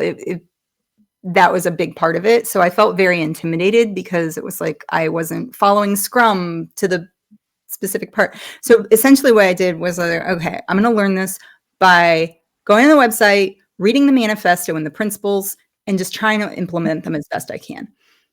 And when I started doing that, then I started getting asked to keynote. And I remember asking someone, because I suffered from, and I still do, severe imposter syndrome. And I remember asking, someone who organized the conference, I was like, you're having me keynote at this big agile conference. I don't have any certifications. All I did was go to the website and read the manifesto and just try to do my best to do it. And they were like, and that's why you're on stage. I was like, oh. was thinking the exact same. Well, one of the things I once said to a person that was thinking also about certification is that, these 17 people who wrote the manifesto, they didn't have any certifications at all when they created it. Now some of them might have it, and they're inspired by each Yeah, other or for a very long time. But the whole certification shebang came after the manifestation, after the yeah, manifesto, and so that is a good yeah, way to think about that. yeah. So I think, I think now it's like kind of there's idea of kind of there's like big A agile, which is like the certification culture and like the really corporate, like here are things to implement. And I think there is a place for like, you need to start somewhere. You do need some prescription. Alistair Coburn describes it as shuhari. Like it's like you need something very prescriptive first. I think it comes from like Japanese training for Japanese martial arts, where you first have to learn the drills. You have to know what you're doing. Then you can find your ways to modify it, and then you can create your own, which is exactly what I did in sales. I literally never thought of that until until you mentioned it. But yeah, that's what I did. It was like, okay, you're training me. I think this is not useful. I'm an experiment. And then it was like, no, I'm actually now creating this whole new way of working. And Yeah. while we're mentioning Shuhari, especially with the link to Alistair Coburn, these days I think he would talk more about Shuhari Kokoro. Sorry, I keep Okay. forgetting it. So adding an extra step to that, that even that, and the reason why I bring it up, why I like so much, is that even that concept was adapted again later on, Yeah. which is exactly Yeah. what this is all about. Yeah. Thanks for bringing that up, also for mentioning Alistair, because I think it's one of these people who show, well, that first sentence in the manifesto about keep learning and keep practicing new things. Yeah. Many people seem to forget it. It's always about, we're talking about these four statements or eight statements, depending if you look at it. But that very first sentence, we're uncovering better ways of developing software by doing it. That is so core of it. We keep It really uncovering is. more. Yeah. That is so important. So I Yeah. really like that you stress out that part much more than certifications. And they I don't want to go too much into the details, because for some people there might be value in it. Oh yeah, But absolutely. that's not what we're not here devaluating them, but more like what's Absolutely. the other part that we bring. Let's And I think let's it was move more to there was just a counterbalance at the time for sure. There was an overemphasis. And it was let's not lose the spirit in which this was created. and Um, that is what I got out of that. And this is also why I like so much what you stated about that linear, and about that mhm. the whole circle and everything. I Yeah. want to move to that next part, and I'm already interested because you already mentioned Yeah. something about organizing. So what have you learned about remote work? What do you want to share with the world about that? Yeah, so we've been remote working since we hired our very first employee in like 2010. And I actually have 13 another. years of being remote. That's actually sometimes my sub question. Did you do remote before COVID? So Yeah, you I did? have a course on LinkedIn about remote working on an agile team that went out like 6 months before the pandemic happened. Perfect Uh, timing. Perfect timing. it was like, whoa. So, yeah, but I think the big thing is that we need to be very intentional, right? And there are some ways of working remotely that are amazing. But if you're trying to replicate the way that you work in person and translate it directly into working remotely, you're going to be really challenged. So, and also working remotely doesn't mean that you completely let go of face to face, right? Like there are absolutely times where getting together in the same room to hash out something that's very complex is the best thing to do. So the biggest thing I think is,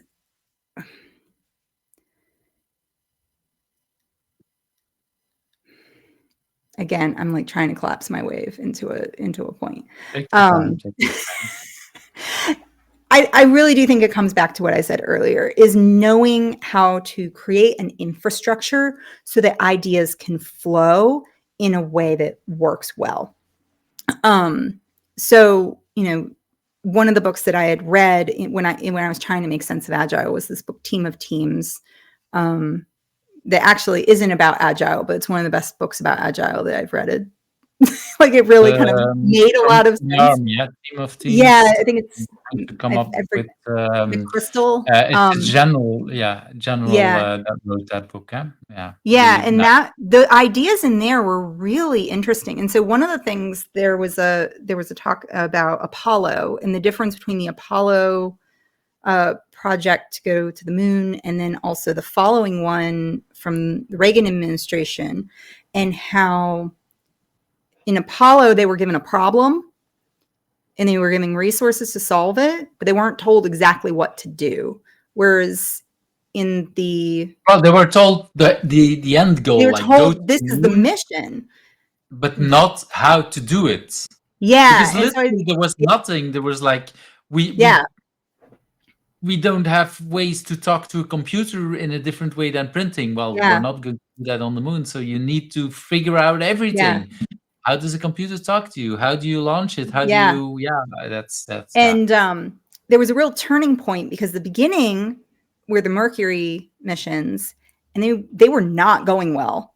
And so there was actually somebody who came in and did organizational transformation around how teams communicate, and they created I think they called it like a comms loop, but essentially you could pick up a phone and dial a specific number, and it would be like people who were, I don't know, I'm making up the exact topic, but people who were talking about the engine, right, or the launch mechanisms, and you would just listen to the chatter, and then you could just chime in, but it was like this ongoing loop that was always there.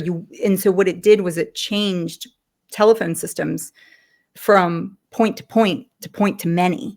I was like, that's exactly what Slack's doing. That's a comm loop. We can basically have a channel. And so we did this, we implemented it. And then our default was post it in a public channel, but then we had specific ones that were private, so financials, but the people who need to know about it know about it. And then we synthesize it and share out what's important. But that you should limit the number of point-to-point conversations in a general system, right? Also looking at things like Conway's law, which is if you're having problems communicating, you probably have problems with the organizational structure, because it's a subsystem that is going to reflect the larger system. And so looking at how do you have your teams organized? So like I have one client that we're starting to work with, and we're looking at kind of the way that their corporate structure is. And right now they have all of their customer facing like roles under marketing, and there's no customer success under the technology group. And so you're not seeing people responding on forums, and you don't see people who have the deep technical knowledge to answer questions about features and things like that. So it's like, okay, we need to kind of bring some of that in, and then the communication will reflect it. So I now forget what the question was, but yes, I am ranting. We were talking about remote work, and if you had remote work. So I think it's some of those things that it's like, optimizing how people work, but there's also a huge benefit, because then you get to give people autonomy and flexibility. But and also the difference between synchronous and asynchronous communication. That's another important. Yeah, and I want to go back a little bit to what you said earlier about the from point to point to point to multi-point. Yes. That part, because it's sometimes I see communications where people say, well, it's much better in a one-on-one and so, but then again we go back with transparency. We want to radiate, we want to have multiple people, but then we come back to what I said earlier, then there may be a message overload, and then so do you have any tips around that? How do you deal with that situation, for example in Slack, when there is. So the thing in any communication system that makes it really difficult for knowledge to disseminate is when there are ad hoc splinterings. So it's not so much the point to point, because like, if I have a direct relationship with somebody and I want to talk about things that are private to me that I don't want everybody to know, maybe it's, somebody who I've developed a friendship with, and, there's a struggle that I'm going with and I want to talk about that, like that doesn't need to be part of the whole team, right? But where the challenge is that when people splinter off into smaller groups, and you've probably seen this in your text threads, right? Where it's like, if you have too many like small groups and it's like, which conversation was where? Like, I don't remember where this was. So, taking care that you are clear. And I think the other thing is having an escalation path. So this is something that in crisis communications, in public relationships, is critical. And so one of the things we did at Corgi Bytes based on this was that every individual puts together their own escalation path. So for me, it's like, first try posting in a public channel to see if somebody can, answer your question. So we've got things like developers and things, because there you're also going to share learnings about other people are going to learn about it tacitly. And then you've got the whole team who's there, and somebody is more likely to be available if you're texting a group, right? And then it's,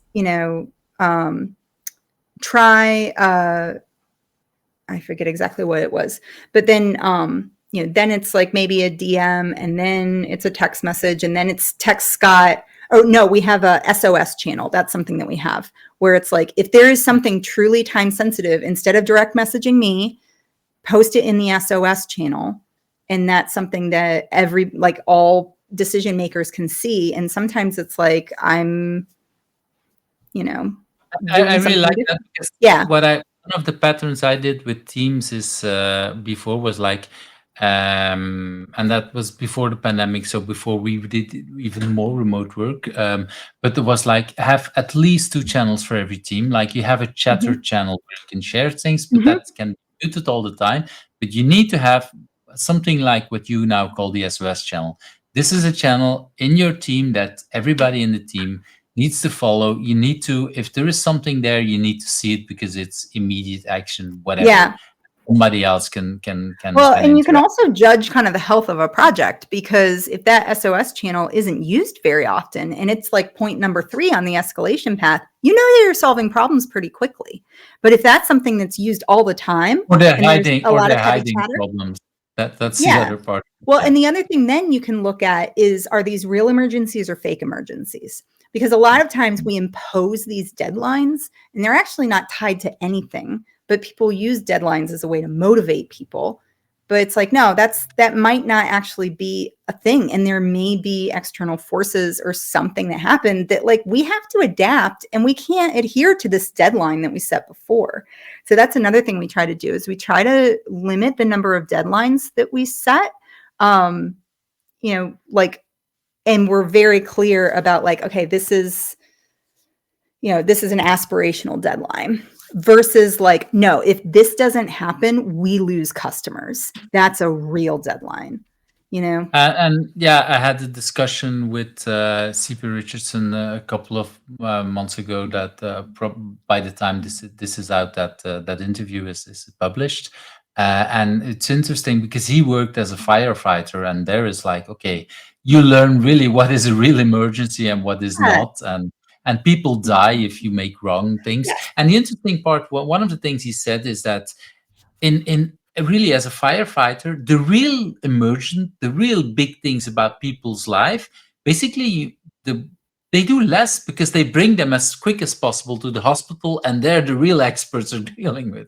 Yeah. And so that's the other part, is that it's not so much about escalation, it's just but it's like knowing which is really a problem, which you can solve at your level, which is at another level. That doesn't always mean a higher up Yeah. level, but finding the right experts and all of that. And I really like the stress what you say, what is a real emergency.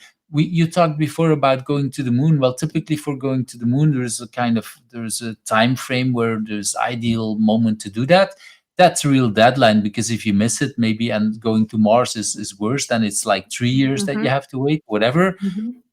A lot of other deadlines are like just fake deadlines that are totally not important. Well, So I think even that's like paying attention, because I used to do this. I was like, okay, we're going to get this done by Thursday. And like, because I did that very effectively to motivate me when I was in sales, like, I'm going to get 50 business cards this week. And it was an internal deadline, exactly, right? that's the difference. It Yeah. was not a real deadline. It's something you put for yourself, and you kind Hmm. of want to stress it and whatever. And that's a whole different kind of thing than somebody external doing it.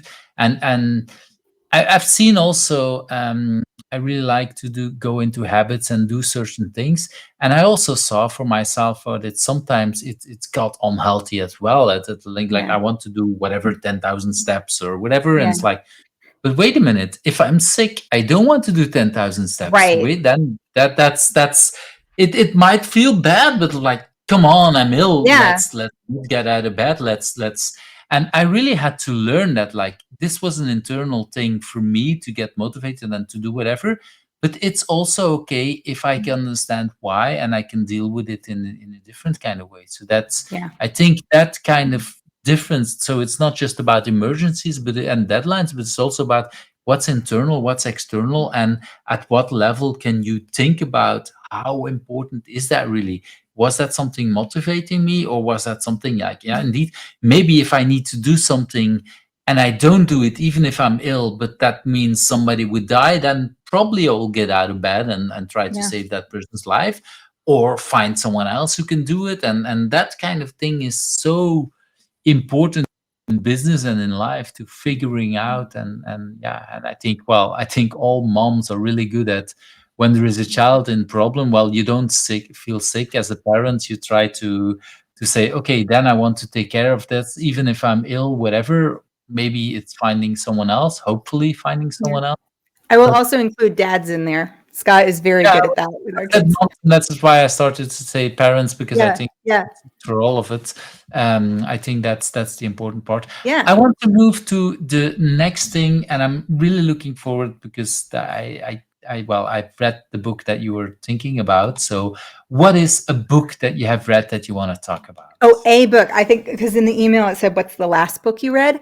And Yeah, it I could be read like any. 7 books at a time, so I'm like, I don't know. Like, so there's a book that the book that broke my brain in the middle of writing my book is called How Emotions Are Made by Lisa Feldman Barrett. That's this book, right? The Yep. Secret Life of the Brain.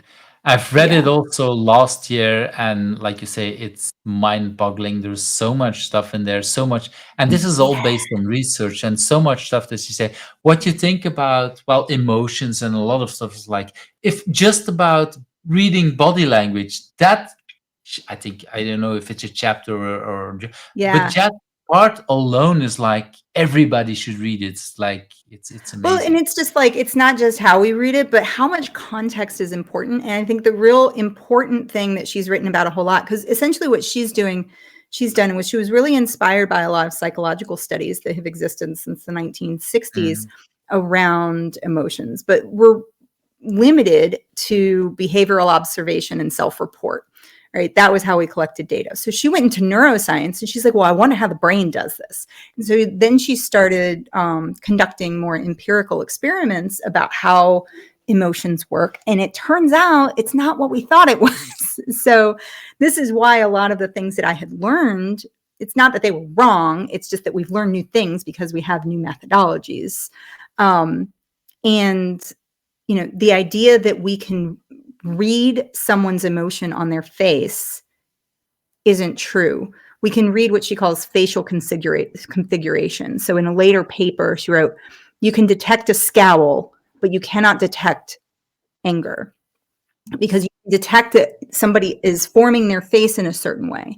And you can use context clues to make an inference, but you cannot guarantee that that looks the same for everyone.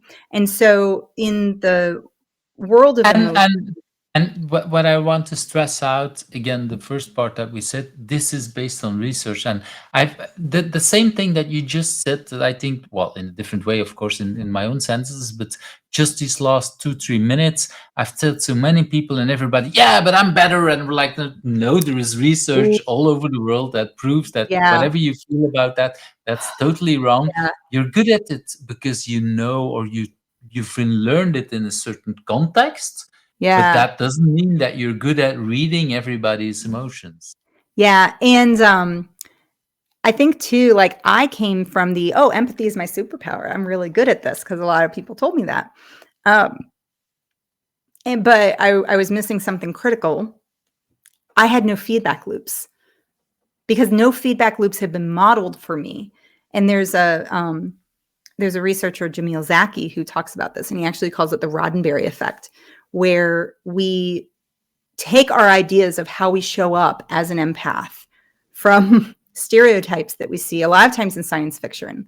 So the reason he calls it the Roddenberry effect is after Star Trek. And so in Star Trek The Next Generation, you have Deanna Troi, who is half betazoid and so is genetically gifted to walk into a room and just feel what everybody else is feeling.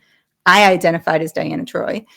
But then you have Data, who is an android and really, really wants to understand emotions, but can't because he isn't programmed yet. And we tend to say, oh, I'm like Deanna and I can just walk into a room and I know what people are. Well, guess what? That's not empathy, that's hubris. Because that's me assuming that I know what you're thinking, but I never check with you and I never learn. So when we're talking about empathy, it's critical that we include feedback loops into this. This is that turning the lines into a circle thing. And there's also a lot of evidence that I think another thing is benchmarking, like our empathic accuracy, where if you take a universalism approach where it's like um, there's only six main universal emotions, right? And you either experience this or you don't, and you have a deficit or you don't. Like that's really easy to code and put into a database, but it's artificially inflated accuracy. When you do experimental design that is more free association, so William Ikes is really the person who's done this around empathic accuracy. It turns out that by chance, our ability to infer somebody else's emotions, and the way that he does it is he has somebody tell a story, they rewatch the video and say, oh, and pause it at certain points. And okay, at this point I was feeling this, at this point I was feeling this. And so they code it themselves. Somebody else watches it, and then the person pauses it and says, okay, what emotion are they feeling? Right. So that to me is a more accurate representation of how we operate in daily life. Mm-hmm.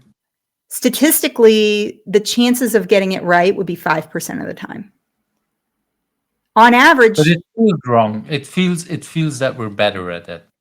yeah, but here's the thing is that we're much better than chance. Perfect strangers were right about 20% of the time. So it's a huge leap. And that's what evolution has allowed us to do because we're a hyper social species. And that's kind of what empathy is this ability to kind of suss out emotions but then also there's a whole lot more than that. It's also systems and motivation. So I don't want to deduce it down just to the emotion recognition because that's really hard for some people, especially with specific conditions like alexithymia.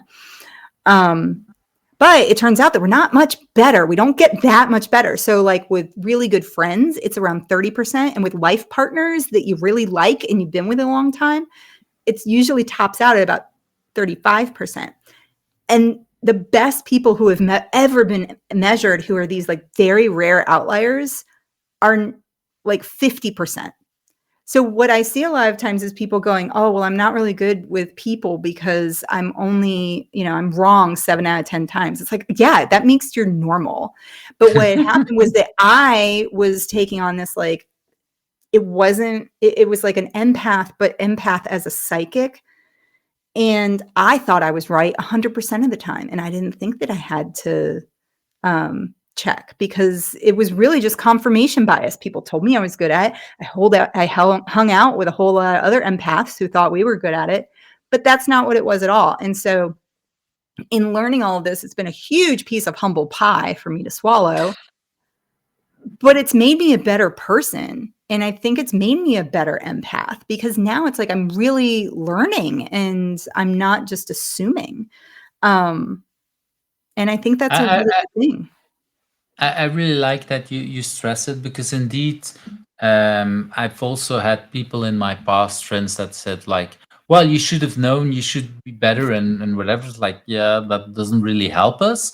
And there's the opposite as well, that yeah, it's a little bit like what you say when you're 50%. That is like the blind in the one-eyed person in Yeah. the world of the blind, that feels like, wow, you're really good. Well, yeah, but still, I might be not having the full capacity as what people think. But because you're the only one, or the Yeah. best one in this environment, it feels that you're so much better.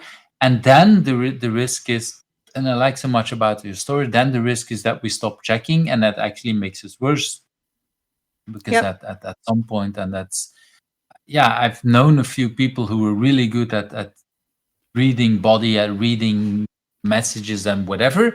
But what was really interesting is, when I learned more about it, is that they actually were checking some things, and that because they were checking, they got some validation, and then they got only deeper, and then it looks like, hey, you're really good at it. But no, they actually have been picking up some cues, validating these cues, and trying to get better. And the this book, and what she wrote, is really about that research, and about how, yeah, that. And I think what I really like, what she wrote, is that, yeah, it is not that we're not that good as we think we are, and research shows us. And especially once in the remote work, we talked about remote before, it's even worse. When I work in a company where we have, yeah, 30 nationalities, and people with multiple kind of things. It's like, I need to validate everything I check, because sometimes I say something, Yeah. and even if it's another person from Belgium, and even in the other part of Belgium, they might already misunderstand me. And if I'm talking with people in Ukraine, or in whatever, in Pakistan, that's a completely different kind of, yeah, Yeah. kind of Well, I way think of that comes looking at the down world. to entropy again. Like it's more likelihood of confusion, right? And so you need to have more structure, you need to provide more time, you likely need to have longer explanations, but that's what's going to lead to more efficient communication, even if it's counterintuitive at first. Another thing I really liked about that book is the way that she describes how our brains integrate new information. And I'm like, oh, this is like a merge and Git. Like we have kind of our main data set. And then when we learn something new, it's like, it's called a prediction error. And like we get surprised and then we have a choice. We can either like go, that new information is not accurate, I'm going to reject it, or we can choose to incorporate it. But our brains have to do one of the other to move on. Otherwise, we're just caught in this like infinite loop of not being able to reconcile things and cognitive dissonance. And I think sometimes we want to be able to, I think it's the balance too between that in terms of what do we accept and what do we reject. Because if we're overly accepting of other people's thoughts all the time, then we can be very easily manipulative. But if we're so convinced that we're right, that we're not willing to entertain any new ideas, that's a problem too. So it's that blend and finding that right balance too. So Thanks for bringing that book, because it's a wonderful thing to teach more people about it. I was kind of yeah. hoping for somebody to bring up that book, because I loved it so much. Oh, good. And you make a good real statement why people should read that book. Yeah, I Um, would say if you're a software developer, read that book and like just think about your work and like think about software in general. And it's really interesting kind of to notice how similar some of the concepts are. So, but that could just be me and like my associative thinking well, then being in if overdrive. they But don't yeah, see it, they need to read your book that will explain then the yes, links and all these yes. things. So that stands for the next time. I want to move to that next question, and for me, one of the interesting ones, especially after all the topics we already talked about, Mm. what's a question that you think I should also ask you, and what's the answer? Is there still something that we didn't talk about that you think, hey, that's a question that you should ask? Yeah, sometimes like it's funny. So when I get asked this on other podcasts, like it's about like how is empathy like software? But we've talked about that a lot. So I'm trying to think. I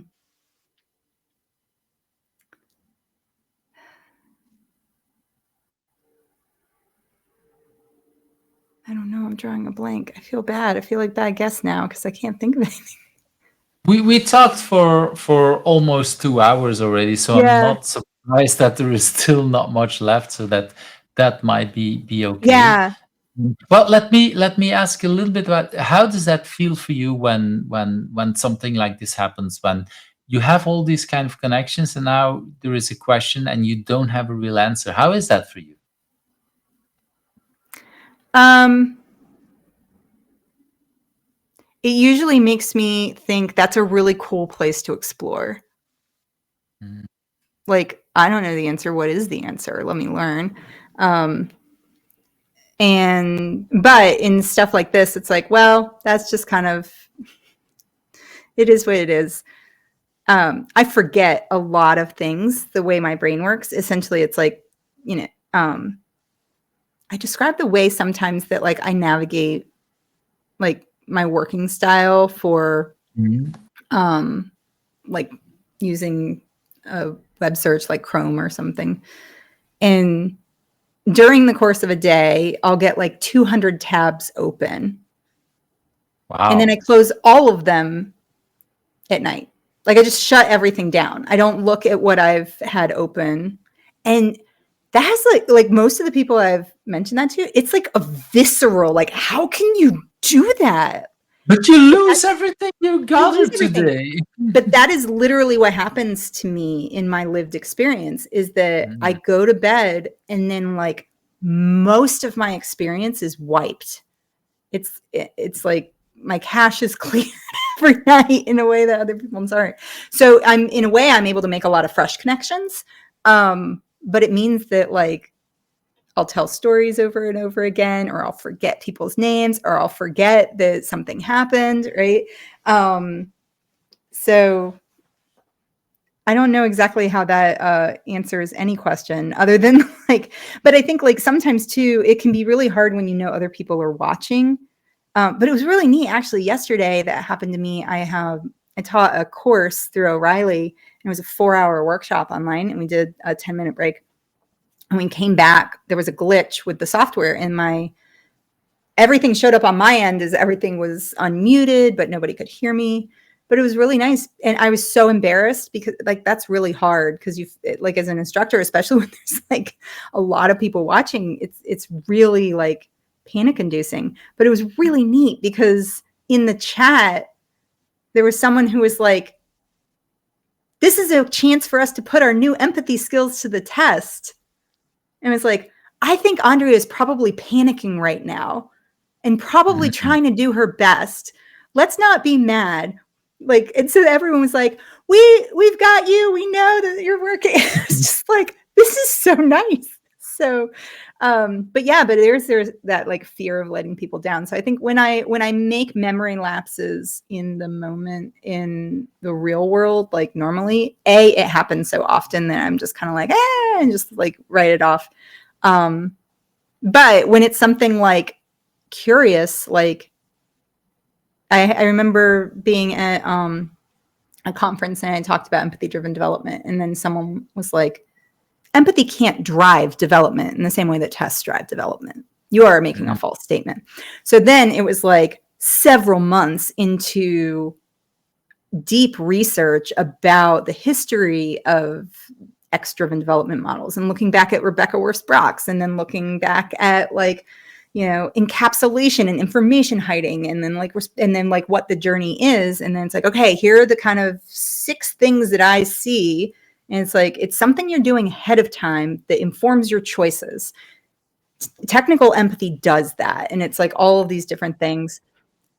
And then it's like, okay, now I have an answer and I feel really good about it. And I'm like, I can confidently say that. But a lot of times, yeah, it's like, oh, I don't know that I have a good answer. But that's something that's I've been constantly challenged with as I speak at conferences is people have been like, I get it, but I want more. I want more concrete. I want more detail. Like, and so it's been a lot of pushing and a lot of fun. But yeah, but it's a lot. I really like how you also to go back to put some dots on or links between some of the dots you talked about, the link between okay, when this happens online or offline, that has a different kind of feeling. Yeah. Of course, because it's happened offline, you can still kind of interact with people the way what you described before is like you feel like nobody hears me, what's going on. But then yeah, you see that even there people have the empathy. It's in a different kind of way, but the same thing is like people I think I think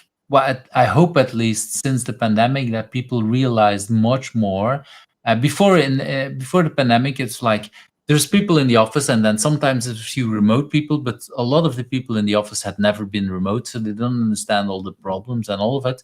And now, 2, 3 years later, because of the pandemic, everyone has been to a lot of these problems, and now they start to understand. Okay, it was not just the dumb person or whatever. There's also the tools. There's also a lot of other things. So people start to understand a little better and have more empathy for a lot of that stuff. So Yeah.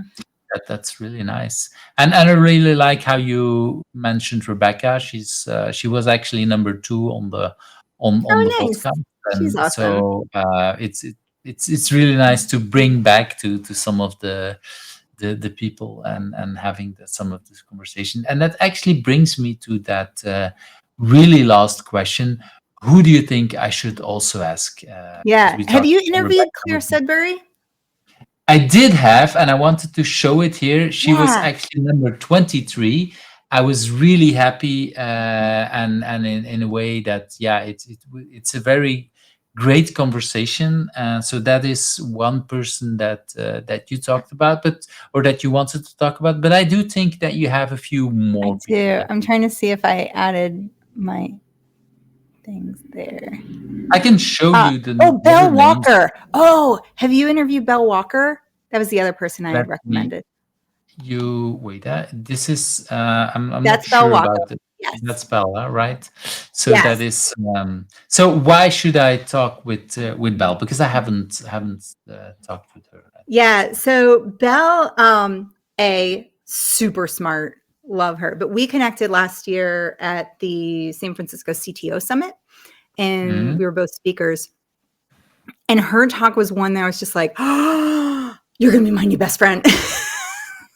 So we didn't connect at the conference, but I emailed her after and I was just like, hi, you don't know me, but I really, really liked your talk. And the reason I did was because she's doing similar work. She has so she worked at Google on their self-driving cars and like has master's degrees in like mechanical engineering and then systems thinking. And so she employs a lot of systems thinking approaches to human systems.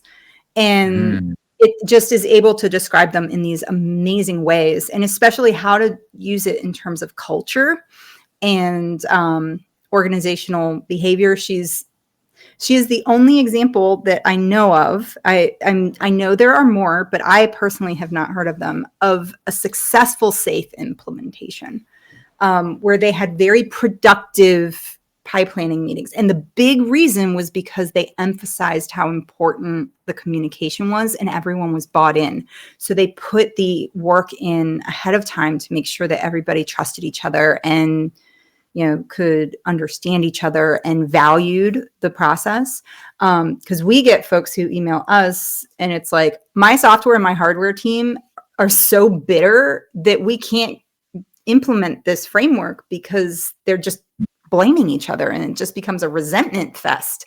So Belle has some great stories about just like how some of these practices can be effective, but you have to do some work ahead of time. And then also, how can we think about things in more of a framework kind of way? And just she's brilliant and great. I love her. Well, brilliant people help also to make basically any kind of process work if you do indeed a lot of the work up front and make thinking about some of that. And that's not to blame one framework or the other, or to put one framework on top Yeah. of the other, but it's really about, okay, agile is about, well, people and the connections and how we Yeah. interact with each other. And that is a nice example.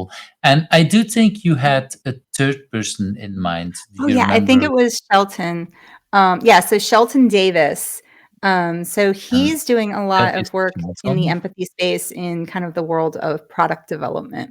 Hmm. Mm. Yeah, so he's the And founder of the Empathy Lab, and he does a lot in user experience. So so yet another, how would I say it, different kind of connection, different kind of thing, when you talk about empathy. But again, when you talk about design, mhm, I find it also very interesting. When I started out in the agile world, one of the first things I did, now thinking 2005, something like that, I read at the time also some books about UX and design, and I was totally not no expert. But it was interesting that I was interesting some of these concepts, and for me they looked so similar to agile. And then a couple of years later, I heard people that say, "But these are two different things; they can never work together." It's like, I don't know. This is both are in yeah, about feedback and learning from feedback in a different way. Yeah, but it there are similarities, and it's really nice to hear about people who, well, come maybe more from a different kind of side. But I'm not surprised that people, and it's not the first time that somebody comes up that comes completely from more from the design part, where actually in the last years we see a lot more similarities, and people like, okay, we do have things that we can teach each other and we can yeah. learn from each other. Well, and it's interesting. So, like back to my college experience, my last 2 years, none of my courses in my major in marketing, I did not get an individual grade in any of them. They were all Wow, group grades. that's And interesting. yeah, and like we had to like there was one where we had to fire one of our like team persons, and so we had to like make the case to the professor and like Wait, essentially put them on a pit make plan. Like wait. When you say we had to fire, it's not that that was a part of the course, but you really no, realize this this person person doesn't was fit. not pulling their weight, and like yeah, and so we had to like it was being very detrimental, and it was going to bring down the group grade because they weren't delivering on their stuff. So we like there were a Wow. lot of complexities that you experience in the real world, and this was early 2000s. um Counter that to Scott's experience. He went to a school 3 hours away from mine, right? Really prestigious Virginia Tech, which was a great school for computer science. But for him, any collaboration was considered a code of conduct violation, and he could get expelled. I my son is now in a school. The 19-year-old is in a school, and so he has to do the interesting part. It is a course where you do some kind of, what is it, a kind of game, business game. And Okay. so at the second part where he is now is collaboration. But in the first part, the first, I don't know, 3 4 weeks, he had to do some work alone. But it was very stated. I was like flabbergasted when I read it in the rules. They were like, even so he had to send, what is it, a little bit what he did, and just taking screenshots of what he Yep. did was considered a code of conduct Yep. violation. Absolutely. Yeah. Like, come That was on. Scott's whole experience. So you contrast that, and it was like he was really like, "Oh my god, agile is this amazing new way of working," and I'm like, so I've part of done me was that. like, This is yeah, I how was I like, learned it. this is new. Like, this is kind of like how I learned to work.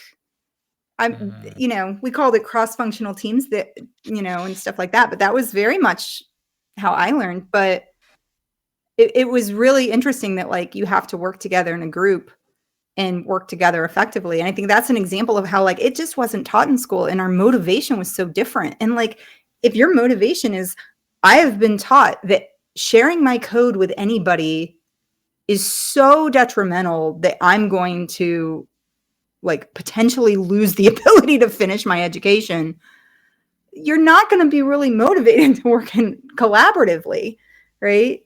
Um, so I Yeah, think and in some ways, I think in many concept. schools this is still the case, and Yeah, I've had discussions. So I was lucky to be brought in into the school where I was teached later on, but they were interested learners about pairing and collaborating, and they really struggled with.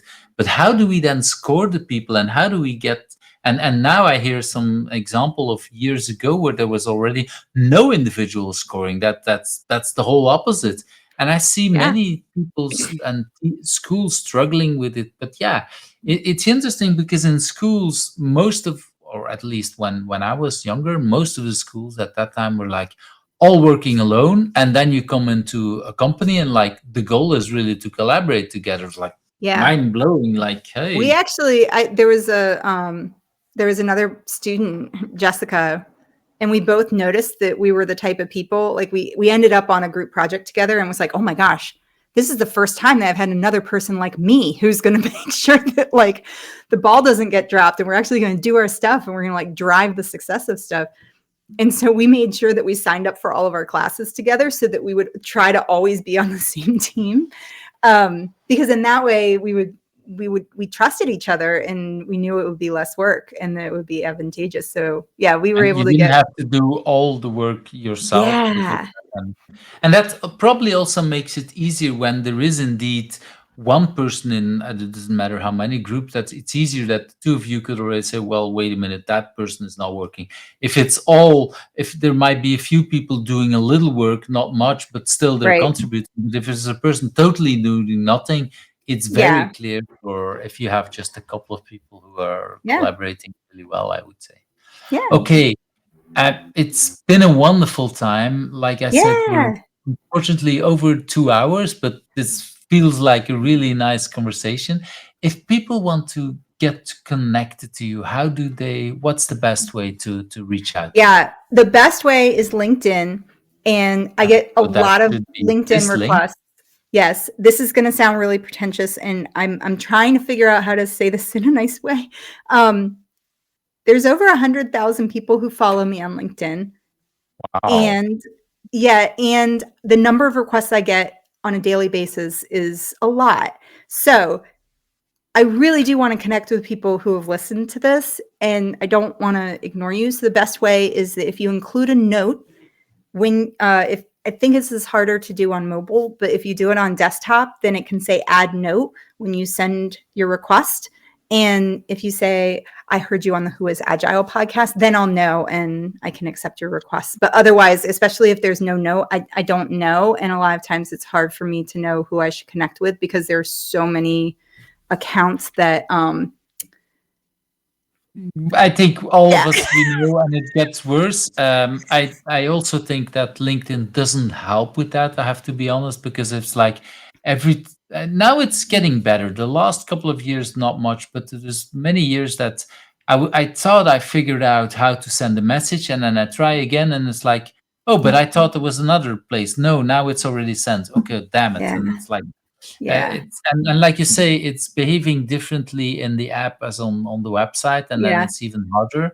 I find it very important to send a message, and even today, I did try to link with someone, and it was sent out before. I thought I would still have the option to Yeah. send the message, which is really really annoying. Yeah.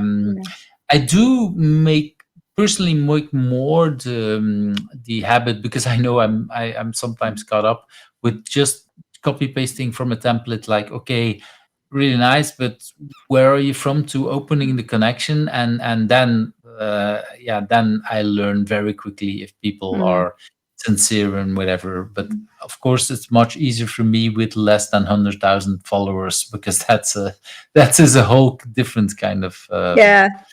that different I'm kind I'm of ball. grateful that people like my ideas and want to hear what I'm saying. I think that's amazing. But yeah, I'm it's an interesting kind of transition.